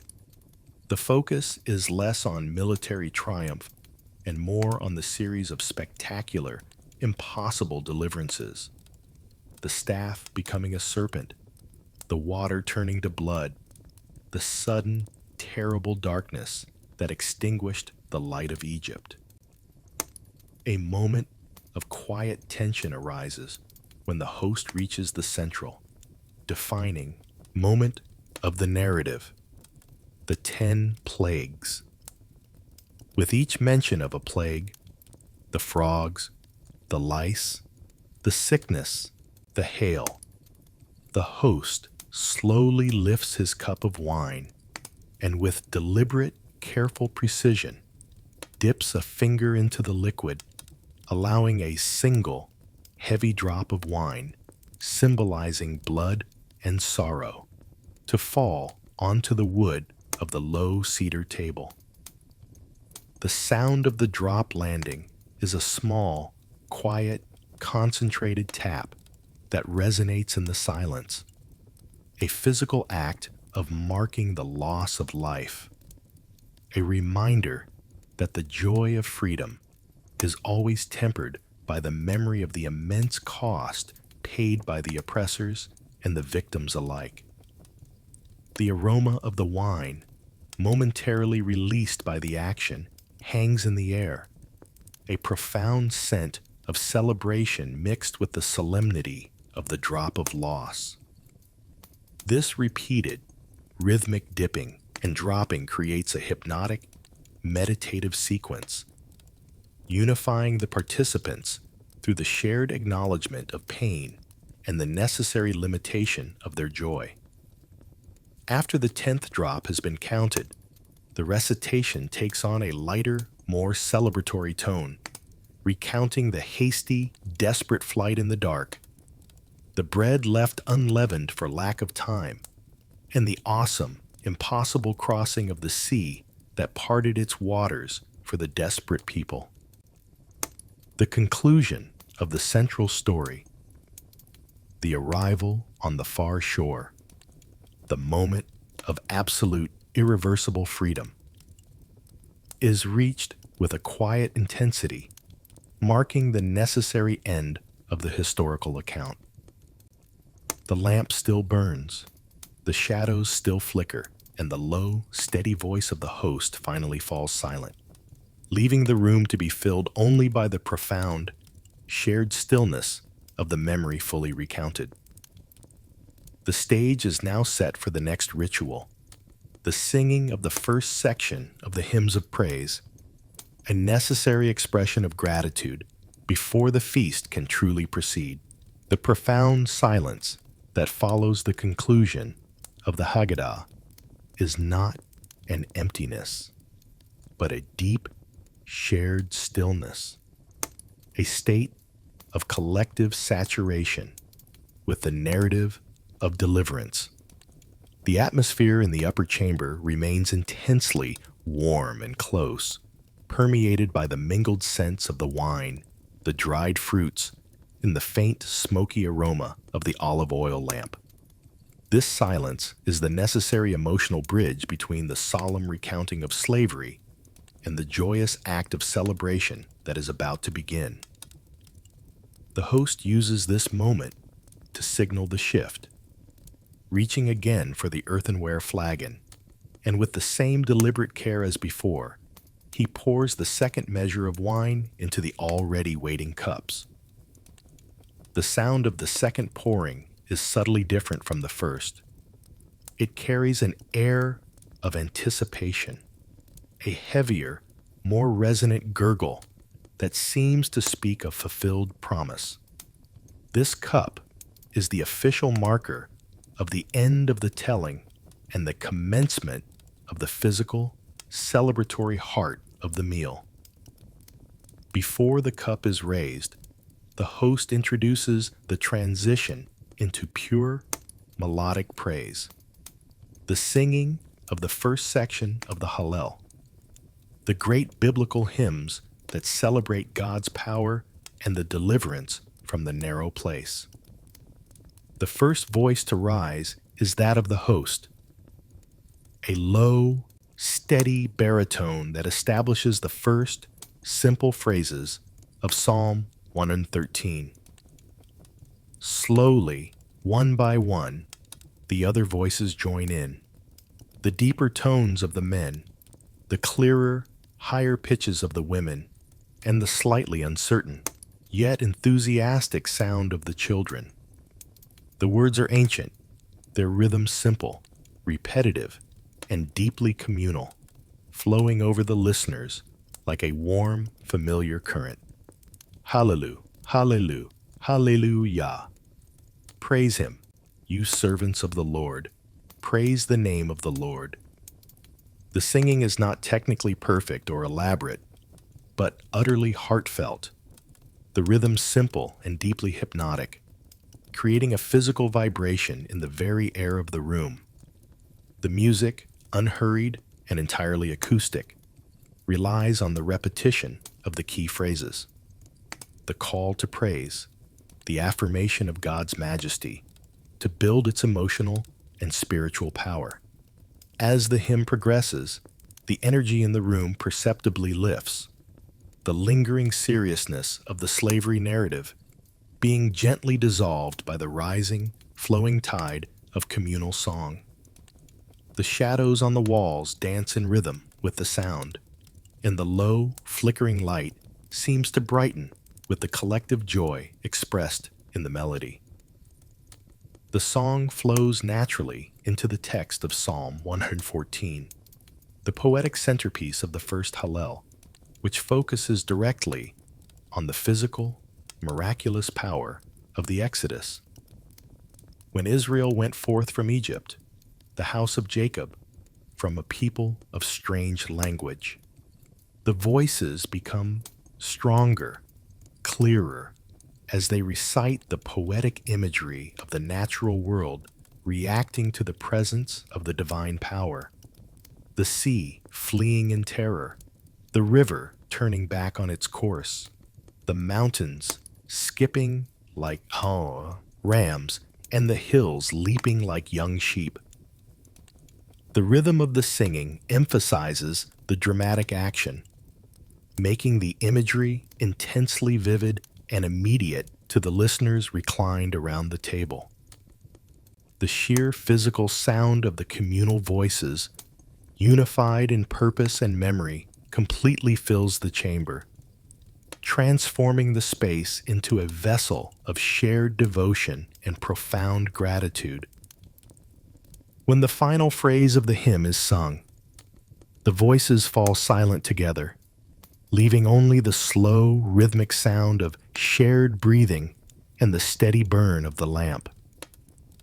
The host, whose voice had led the recitation, now raises the second cup of wine, speaking a brief, concluding blessing that ties the story, the singing, and the wine together as a single act of memory and gratitude.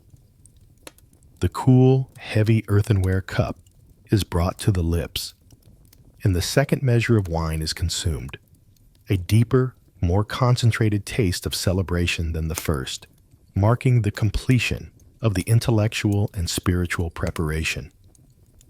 The room feels intensely charged, the focus of the assembly now ready to shift from the head to the body, from the abstract narration to the concrete, essential consumption of the Passover meal itself. The host performs a final, solemn washing of hands, a ritual cleansing that precedes the eating of the sanctified elements. And then, without further delay or lengthy speech, he directs the attention of the assembled company to the central, most powerful elements of the table. The focus now rests upon the unleavened bread, and most profoundly, the waiting, sacrificial roasted lamb. The transition is complete. The time for instruction and memory has concluded, and the time for the deeply ritualized, symbolic consumption of the feast has begun, carrying the entire company forward into the central, weighty, and essential act of the night. The silence that descends upon the upper chamber now is the silence of profound focus, entirely different from the expectant quiet of the earlier rituals. It is the silence that accompanies the most essential act of the night, the solemn, intense communal consumption of the roasted Passover lamb and the unleavened bread. All talk, all melodic praise, and all unnecessary movement cease, replaced by an absolute, unified concentration on the physical, ritual requirements of the feast. The air is immediately and powerfully dominated by the complex, intoxicating aroma of the roasted meat. A deep, smoky, slightly metallic smell of lamb cooked whole over an open fire. The scent of hot fat and charred surface filling the enclosure, providing a primal, unforgettable signature to the evening. The sight of the lamb itself, resting upon a platter, its skin dark and crisp, is the physical centerpiece of the table. A stark, profound reminder of the sacrifice made hours earlier and the blood painted on the doorposts long ago. The host begins by breaking and distributing the matzah, the unleavened bread. The sound of the dry, brittle bread snapping under the hand is a sharp, dry crack that cuts through the smoky atmosphere, and the thin, pale discs are distributed in silence to each person. This unleavened bread, the lechem oni, or bread of affliction, is consumed first in its pure form. Its flavor intensely clean, dry, and entirely devoid of the richness of fermentation. The texture demands slow, deliberate chewing, the hard grain requiring careful grinding before it can be swallowed, creating a brief, dry friction in the mouth that mirrors the deprivation of the flight from Egypt.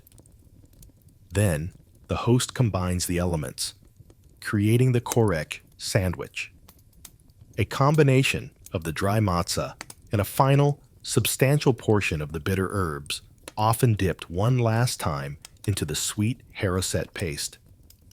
This final, unified bite, the dryness of the bread, the sharp, lingering burn of the herbs, and the tempering sweetness of the fruit, is the emotional and spiritual climax of the initial ritual eating, encompassing the entire history of the night into a single, complex taste.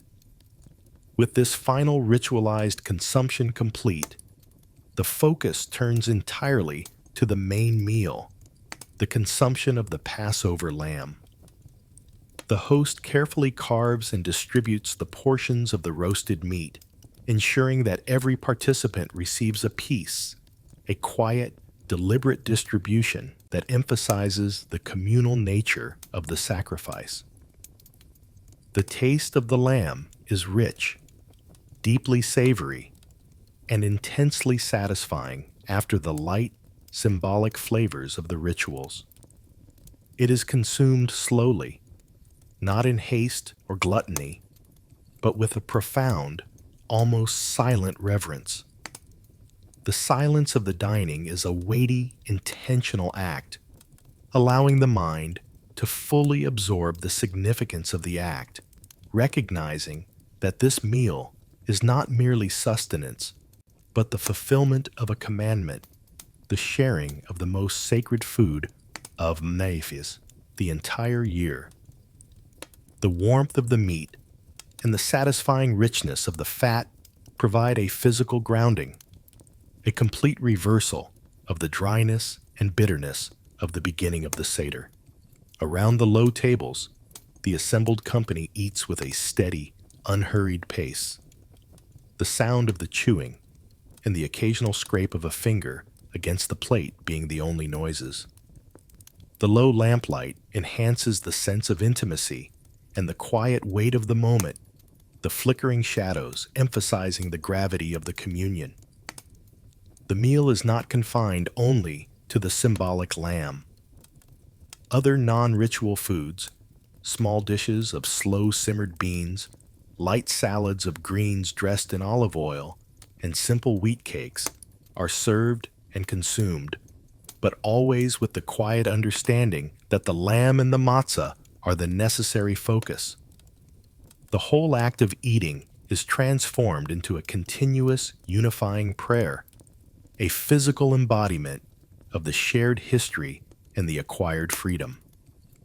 The satisfaction that slowly settles over the company is deep and profound. The quiet contentment of physical hunger met within a framework of spiritual meaning. Finally, the host signals the conclusion of the main meal.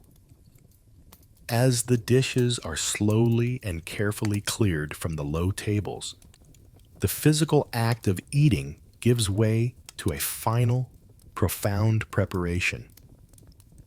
The remaining dishes are removed, the crumbs carefully swept away, leaving the table surface clean, waiting for the final, concluding elements of the night. The scent of the roasted lamb begins to fade, replaced by a lingering fragrance of wine and a clean, fresh aroma that comes from the final cleaning of the tables. The participants, now physically satisfied and spiritually anchored, await the third cup of wine, the final section of the Hallel hymns, and the immense, unspoken weight of the night's ultimate purpose, now only moments away from its profound, defining culmination.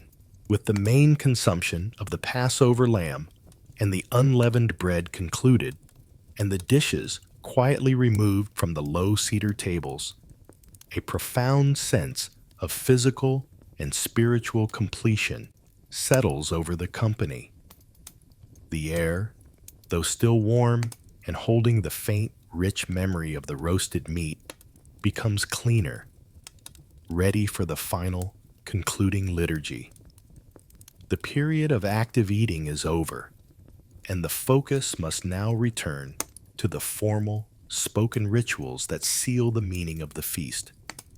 This transition is marked by the Hadi initiating the Birkat Hamazon, the ancient blessing after meals, a long, measured sequence of gratitude and supplication that formally closes the physical act of eating and turns the attention toward the future redemption. The host's voice, now slightly deeper and more deliberate after the silence of the meal, begins the blessing, the words flowing forth with a slow, measured dignity, emphasizing the immense historical continuity embedded in the act. The words of the blessing are a profound acknowledgement, thanking the divine not merely for the food consumed, but for the entire framework of existence, for sustenance, for the good land given to the ancestors, for the covenant that binds the people, and most powerfully, for the redemption from Egypt that is the cause of this entire night. The repetition of the phrases of thanks and remembrance acts as a gentle, lulling anchor, drawing the minds of the participants into a deep, sustained sense of communal gratitude. The slow, rhythmic pace prevents any sense of hurry, encouraging the assembled to dwell on the profound, long-term implications of the night's story. The host's hands move slowly, deliberately tracing the shape of the bread that remains on the table, a physical connection to the source of their bounty. Midway through the Birkat Hamazon, the action shifts to the ritual that defines this moment, the pouring of the third measure of wine. This is the cup of redemption, and its preparation is imbued with an immense, unspoken weight. The flagon is handled with the greatest care, the host ensuring that the deep red liquid fills the cups to the very brim, a physical representation of overflowing joy and the completeness of the promised freedom. The sound of the wine filling the small, heavy vessels is a rich, wet sound, a series of liquid sighs that punctuate the solemn flow of the blessing, announcing the imminent arrival of the climax of gratitude.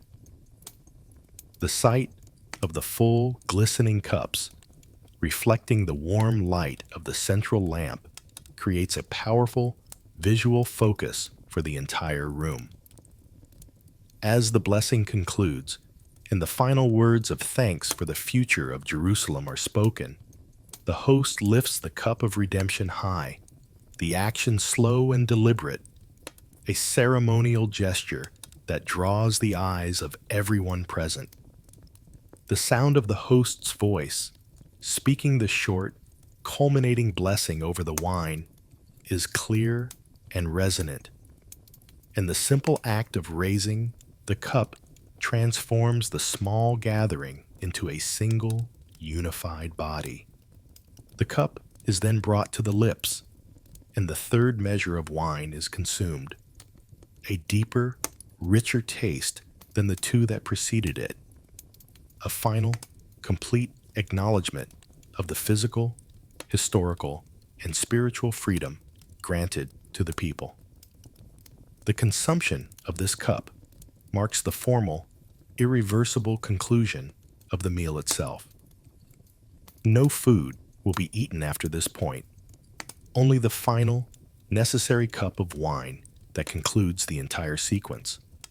With the third cup drunk, the host rises slowly from his reclining position, signaling the end of the sedentary portion of the Seder. He moves toward the entrance of the chamber, carrying the now empty flagon, and with a solemn, significant gesture, opens the door to the outside street just a crack. This brief, dramatic opening of the door allows a thin, cold shaft of the Jerusalem night air to pierce the warm, close atmosphere of the room. A sudden shock of difference that brings the reality of the world back into the secluded space. This simple act is the ancient required invitation to the prophet Elijah, the harbinger of final redemption, marking the final, expectant transition of the night. The family remains perfectly still, listening. The sound of the deep, empty street and the distant, unseen night world momentarily dominating the room before the host quietly, slowly closes the door again, sealing the chamber for the final, most hopeful ritual of the long night. The final, crucial stage of the Seder begins in the quiet, charged atmosphere left by the brief, dramatic opening of the outer door. The host, having returned to the table, now begins the final preparation, pouring the fourth and final cup of wine. This cup, the cup of praise, carries a lighter, more purely joyful expectation than the three before it. symbolizing the ultimate fulfillment and the future era of peace. The sound of the wine filling the cups is gentle, almost anticipatory, a soft, flowing sound that marks the approaching conclusion of the long ceremony. This cup is the sign of completeness, the final, indelible promise, and its presence on the table serves as the anchor for the concluding liturgy. With the cups prepared, the company turns its attention to the final act of praise, the completion of the Hallel Psalms. The singing of the second section of the Hallel, Psalms 115 through 118, begins, a more vigorous and purely celebratory explosion of song than the earlier contemplative segment. The voices around the table rise together, stronger and more unified, now entirely free of the shadows of the narrative of slavery. The music is simple, repetitive, and deeply communal, the familiar melodies flowing easily from memory and heart. As the family sings, the joy spills outward. The high chamber windows are open to the night air, and the clear, rhythmic sound of the psalms floats out into the dark maze of the city. The immersive detail now becomes the symphony of the city itself. From the surrounding homes, from the nearby tenements and the courtyards, the voices of countless other families, all celebrating the same night, singing the same ancient words, rise and merge. The resulting soundscape is vast and deeply moving. A soft, city-wide chorus of praise, where the individual voices of a single household are woven into the immense collective tapestry of the entire community. The sound is not overwhelming, but rather a comforting, continuous wave of harmony, emphasizing the shared experience of the night across the city of pilgrims. The rhythm is carried on the light, cool breeze of the Jerusalem night, the music occasionally punctuated by the distant, soft clatter of a wooden shutter or the muffled sound of other celebrations nearby. The verses speak of trust in the divine, the steadfastness of faith, and the final, necessary affirmation that the stone which the builders rejected has become the chief cornerstone. The repetition of these powerful, enduring phrases builds the atmosphere to a peak of spiritual joy and shared confidence. As the singing concludes and the final, triumphant phrase of the psalm is spoken, the voices fall silent together, leaving the shared air vibrating with the memory of the song. The host raises the fourth cup, speaks the final, all-encompassing blessing, and the assembled company raises their cups in unison. The drinking of the fourth measure of wine is a slow, deeply satisfying act, a final taste of redemption that concludes the entire liturgical journey. The cup is drained. The formal rituals of the Seder are now complete, and the immense historical weight of the evening is finally sealed.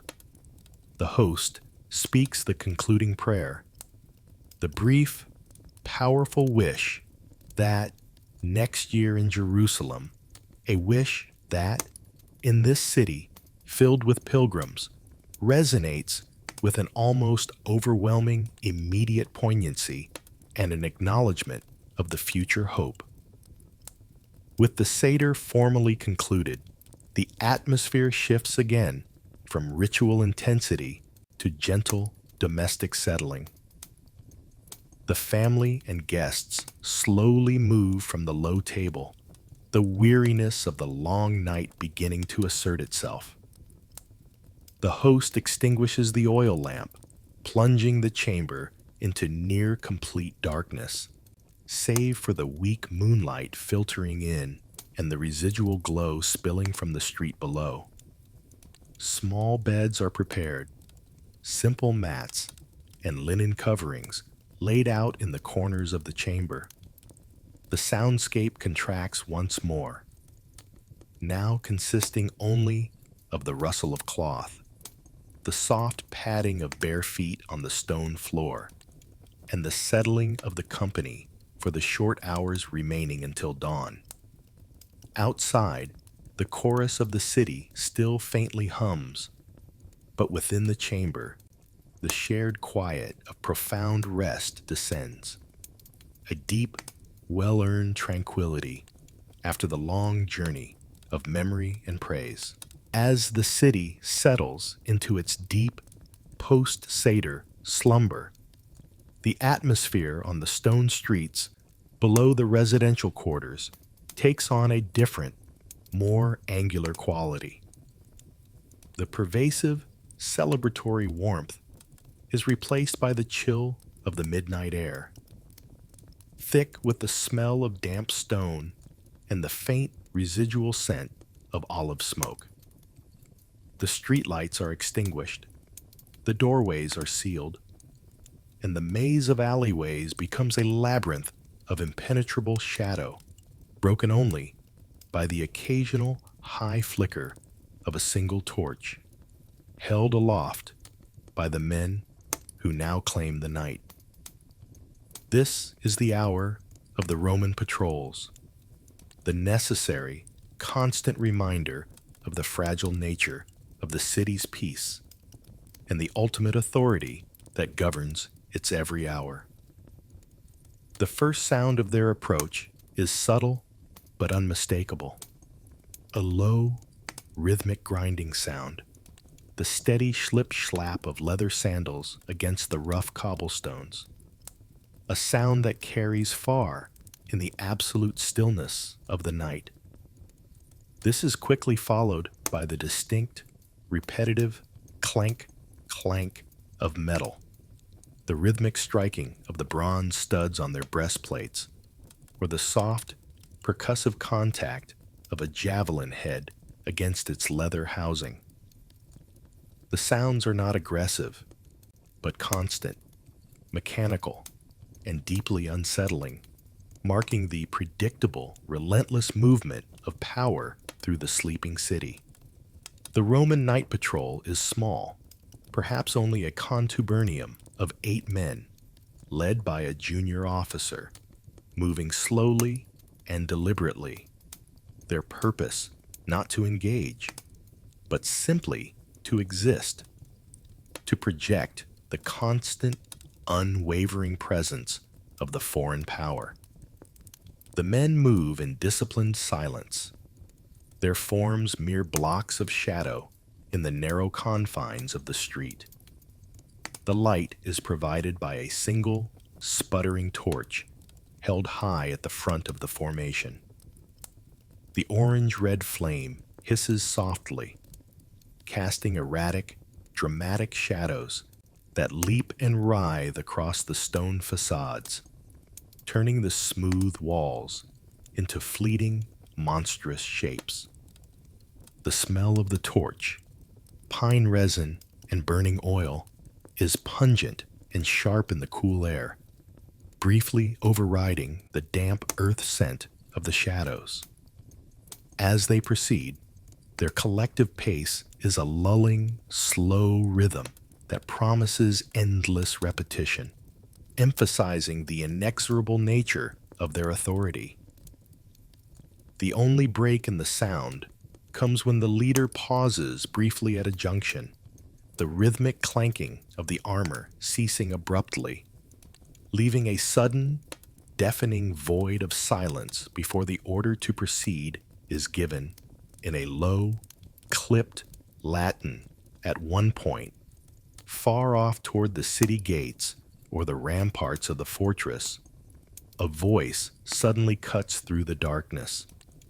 It is the distant, haunting cry of a Roman sentry, a long, drawn-out call that echoes off the city walls, a single, mournful phrase of alertness and affirmation, confirming the passage of the hour.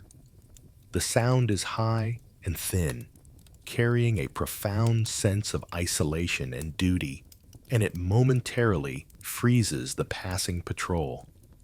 They wait until the echo, cambistal, fades back into the darkness before resuming their slow, measured march. This moment, the sound of the foreign language affirming authority in the dead of the sacred night, underscores the intense, fragile reality of the freedom just celebrated in the homes above. The patrol continues its slow, repetitive journey, passing the high, blank walls of the houses, moving past the darkened stalls of the merchant district, their torchlight briefly illuminating the closed wooden shutters and the simple bolts securing the entrances. The sandaled footsteps and the rhythmic clank of their equipment become the dominant sound of the midnight hours, a constant, low beat beneath the profound silence of the millions of sleeping residents. Their destination is the northern gate, where the shadows are deepest and the movement of outsiders might first be detected. The torchlight finally recedes down the slope of the cobblestone street, diminishing to a small, flickering red ember before disappearing entirely around the corner, leaving the alleyways once more to the cold, absolute darkness in the fragile, vulnerable silence of the sleeping city.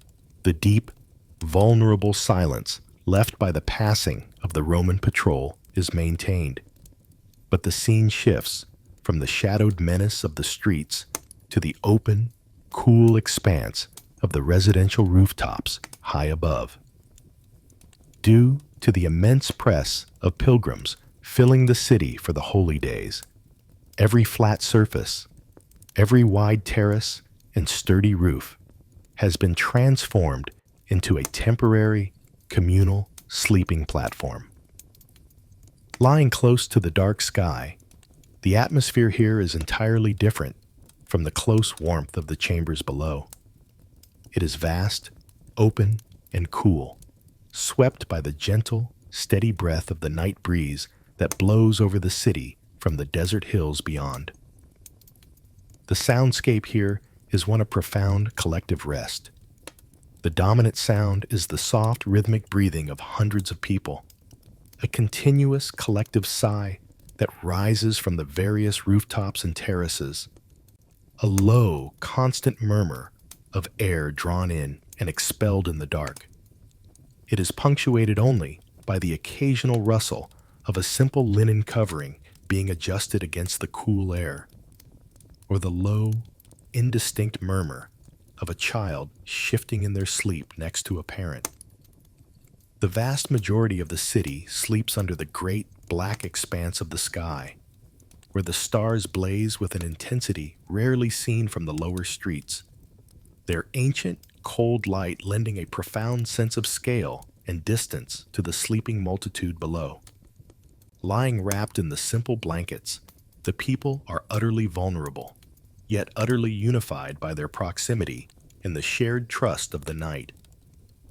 The cool breeze is a constant presence, a soft, dry current that moves gently over the surfaces, carrying with it the faint, mingled scents of the city. Dry dust, the distant smell of wood smoke from the last fires, and a faint, sweet aroma of crushed herbs from the surrounding hills. This pervasive coolness is a refreshing contrast to the intensity of the day and the warmth of the Seder chamber, lulling the body into a state of deep, unhurried rest. Looking across the maze of surrounding rooftops, one sees a patchwork landscape of dark, low shapes, the sleepers appearing as simple, motionless mounds of linen, all facing the same dark canopy. The feeling is one of vast, collective vulnerability, a mass of humanity stripped down to the basic necessities of shelter and breath. There is a brief moment when the profound silence of the night is broken.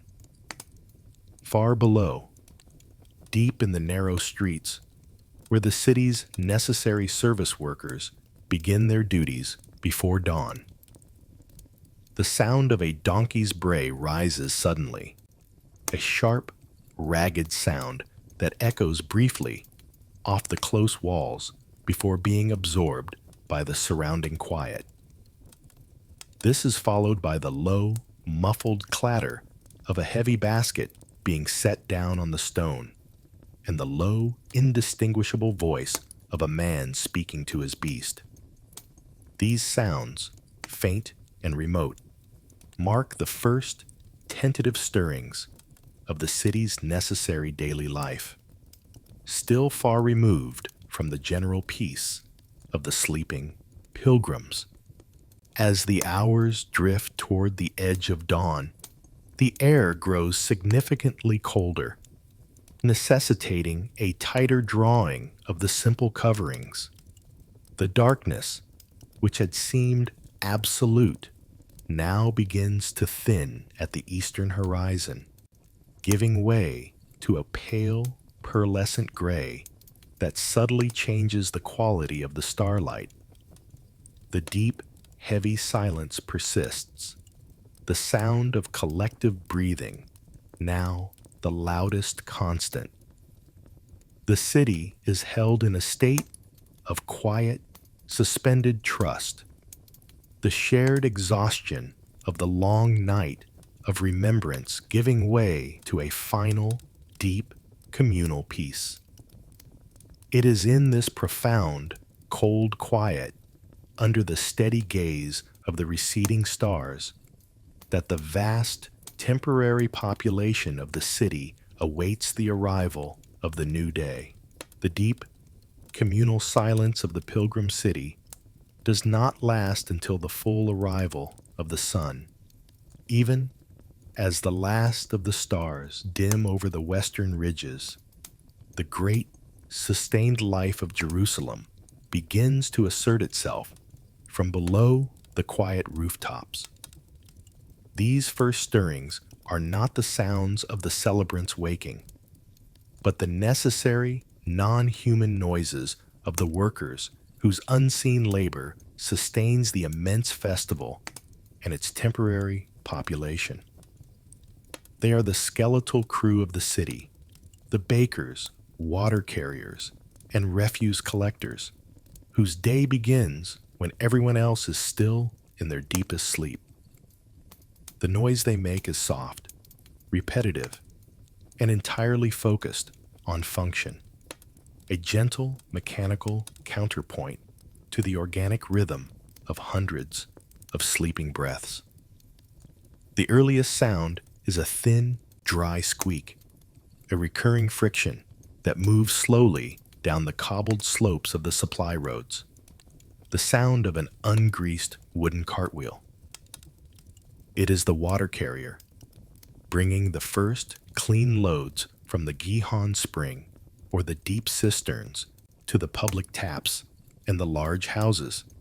The pace of the cart is slow and deliberate, the wheels often catching on the rough stones, producing a dull, thudding vibration that is immediately absorbed by the heavy stone walls. When the carrier stops, the sound changes to a soft, repetitive slap, the leather bucket being plunged into the barrel, followed by the heavy, glugging sound of water being poured into a large ceramic storage jar.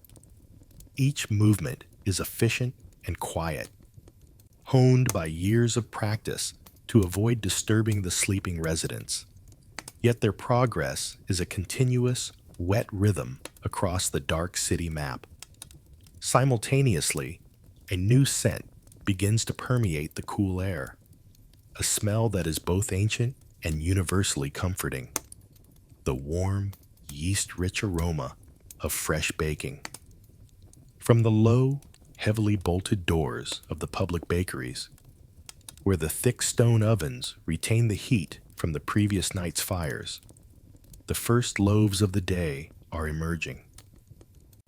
The sounds within the bakery chambers are muffled and dense. The soft thump of dough being kneaded on a wooden block. The dry hiss of flour dusting the stone floor. And the low, continuous roar of the stoked fire within the oven's vent. This smell is the first true sign of the coming day, pushing back against the coolness of the night and promising the inevitable return to the consumption that defines the feast. It is a smell of industry and life, sustaining the immense spiritual activity with simple, humble starch. Other workers follow, the refuse collectors, moving silently through the narrow alleys, their baskets and brooms their only tools. Their sounds are the gentlest of all. The rhythmic swish-swish of a stiff palm fiber broom sweeping the loose dust and sacrificial debris toward collection points, and the brief, heavy thud of a full refuse basket being lifted and emptied into a larger, waiting cart. The coolness of the stone streets helps to contain the more unpleasant odors, leaving the dominant smell as cool, pervasive dust, momentarily disturbed by the sharp scent of the few remaining oil lamps still flickering in the darkest recesses of the storage rooms. The labor is invisible and often thankless, yet it is the critical underpinning of the entire Passover city, a necessary act of cleansing and preparation for the return of the crowds.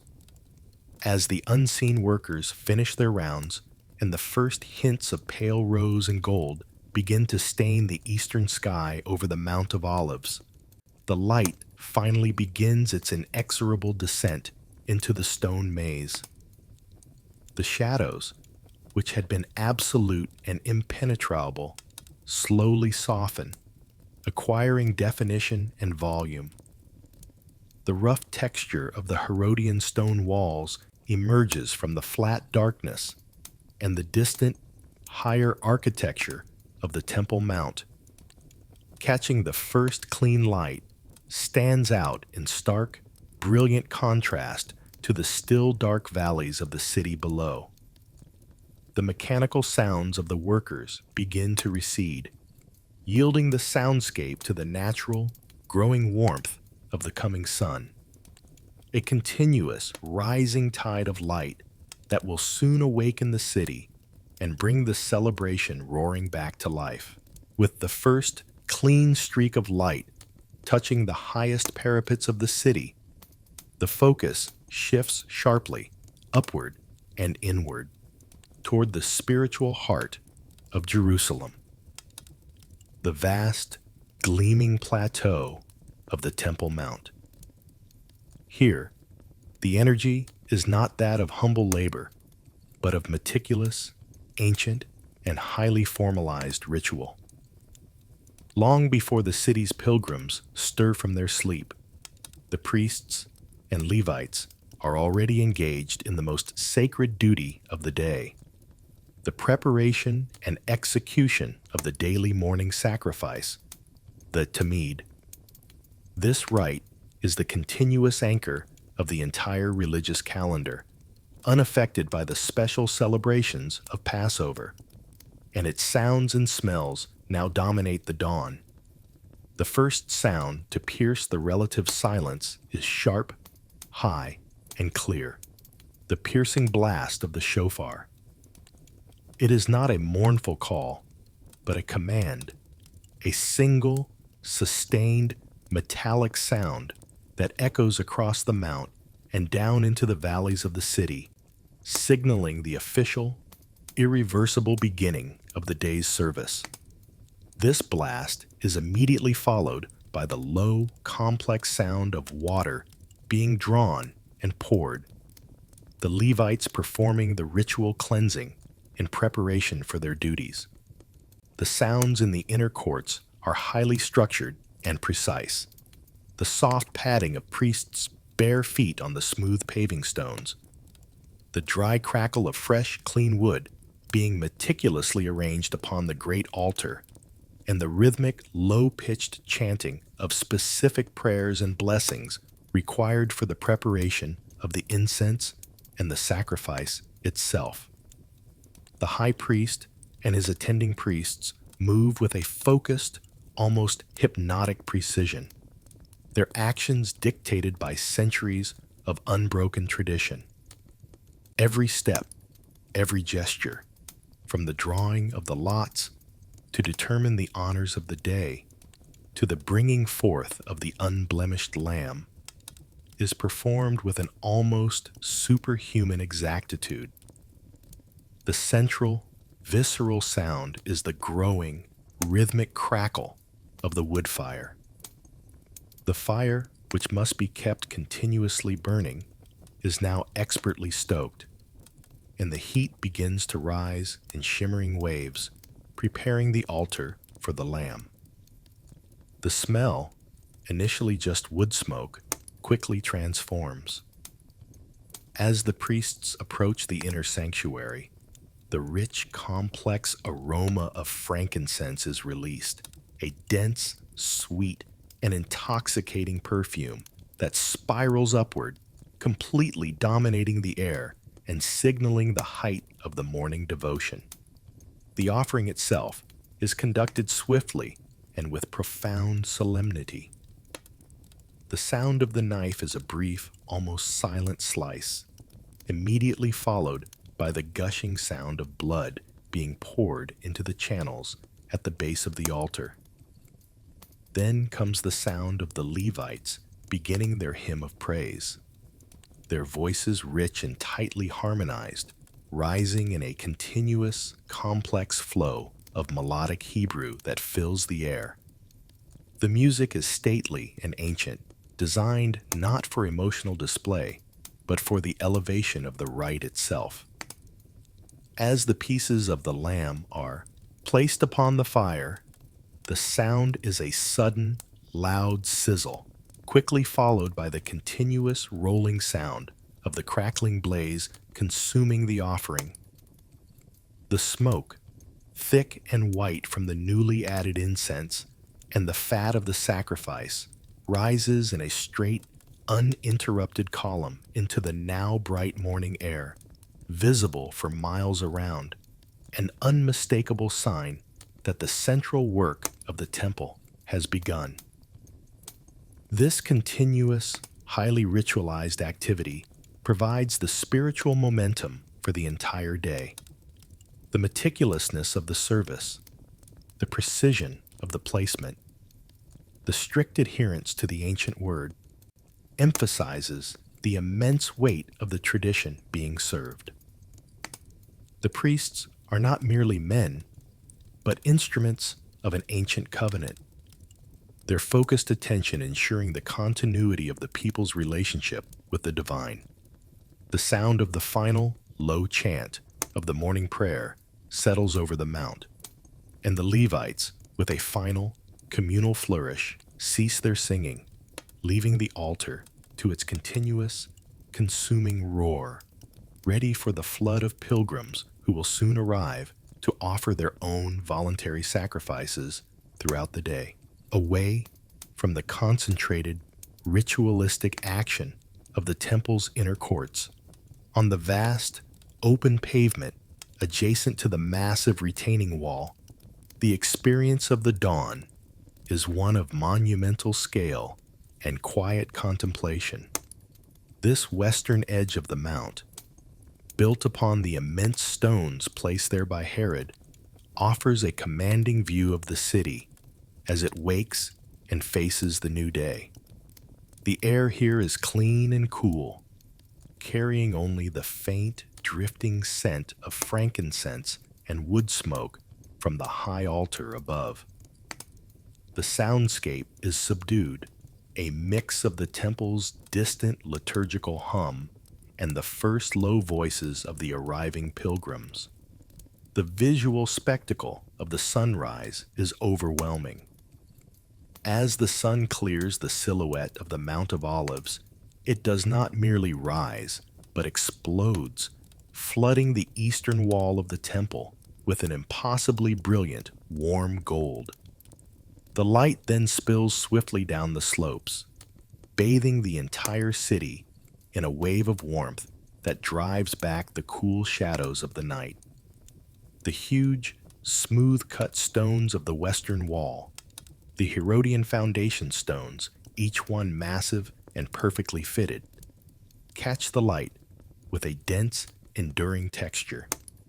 Standing close, the observer can feel the cool, ancient smoothness of the stone under their fingertips, a physical connection to the immense labor and history that supports the holy place.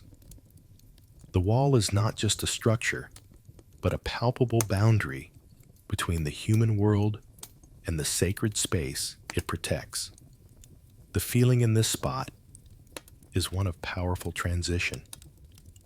The long night of the Seder is now a profound, settled memory. The chaos and emotion have been absorbed, and the new day dawns with the fresh, clean demand of continued devotion. The crowds have not yet arrived, allowing for a quiet observation of the city's immediate life. From the city below, the first few pilgrims, those who wish to begin their day with a visit to the temple before the heat and the crowds become oppressive, are beginning to ascend the broad staircases. Their sound is the gentle, echoing scrape of sandals on the polished steps. Their voices low and reverent, exchanging simple greetings and blessings for the new day of the festival. The narrator observes the cyclical nature of the pilgrimage. One night's journey ends, and another day's movement begins. The faces of the early arrivals carry the lines of sleeplessness and deep satisfaction, testament to the immense spiritual and physical effort of the Seder.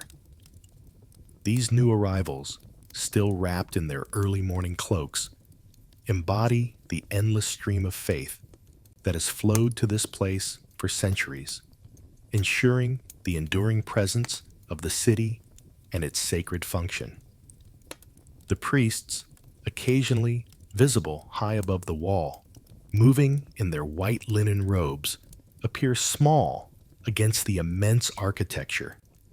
Their focused activity, a continuous central pivot around which the entire city turns. As the sun rises higher, the warmth quickly spreads, chasing the last pockets of chill from the stonework.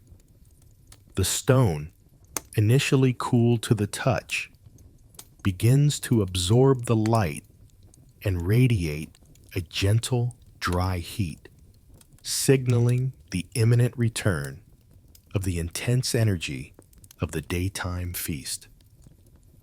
The contemplation gives way to expectation as the low hum of the waking city begins to swell. The distant cries of market vendors setting up their stalls, the renewed sound of water carriers, and the increasing flow of footsteps. The quiet moment of transition is ending, and the western wall stands silently, massively enduring, ready to bear witness to the next immense wave of the Passover celebration. The final movement away from the heart of the great festival was orchestrated not by necessity or command, but by a powerful, growing need for silence and comprehension. After days spent submerged in the relentless energy, the noise, and the profound spiritual intensity of Jerusalem at Passover, the simple act of choosing a quiet path of egress became an imperative. This path led not to the magnificent celebratory portals, not the Jaffa Gate, buzzing with commerce, nor the Golden Gate, awaiting the Messiah, but to the humble, functional breach in the southern wall, the Dung Gate. Its name, stripped of any devotional pretense, was a testament to the essential, messy reality of sustaining a massive, temporary population. And it was precisely this honesty that made it the only viable exit. The approach to the gate was a descent into the city's necessary underworld. The air grew thick, dominated by the smells of the collection area. A heavy, dry scent, compounded from the ashes of the temple's continuous fire, the sour, decaying organic waste of thousands of communal meals, and the pervasive, acrid smell of dry dust disturbed by the movements of refuse carts. The atmosphere here was thick with the remnants of consumption and ritual, a grounding, physical counterpoint to the transcendental aspirations of the sanctuary above. There was a brief, humbling moment of olfactory assault, a visceral recognition that even the most sacred event requires base, tireless cleaning. This was the unseen, uncelebrated labor of the city, and in its presence, the immense spiritual tension of the inner courts was briefly eased, supplanted by the simple, enduring reality of human life. Stepping through the dung gate was not a gradual change, but an immediate, decisive rupture. The archway itself was low and heavily worn, the stone beneath the lintel polished smooth by centuries of traffic. Passing through was like shedding a heavy cloak. The roar of the city, the echoing chants, the distant, repetitive sizzle of the altar, the shouts of the vendors, and the myriad of footsteps did not fade. It was instantly compressed into a tight, distant, uniform hum, a continuous, sealed energy source left behind the massive, immovable Herodian stones. Outside, the air was immediately lighter, dry and clean, carrying only the simple, untainted scent of sun-baked earth and the wild, brittle scrub of the surrounding hills. The road outside, a dusty track winding gently downward toward the Kidron Valley, was almost empty. The great torrent of pilgrims would take the main routes, but here the path belonged to the stragglers and those seeking anonymity.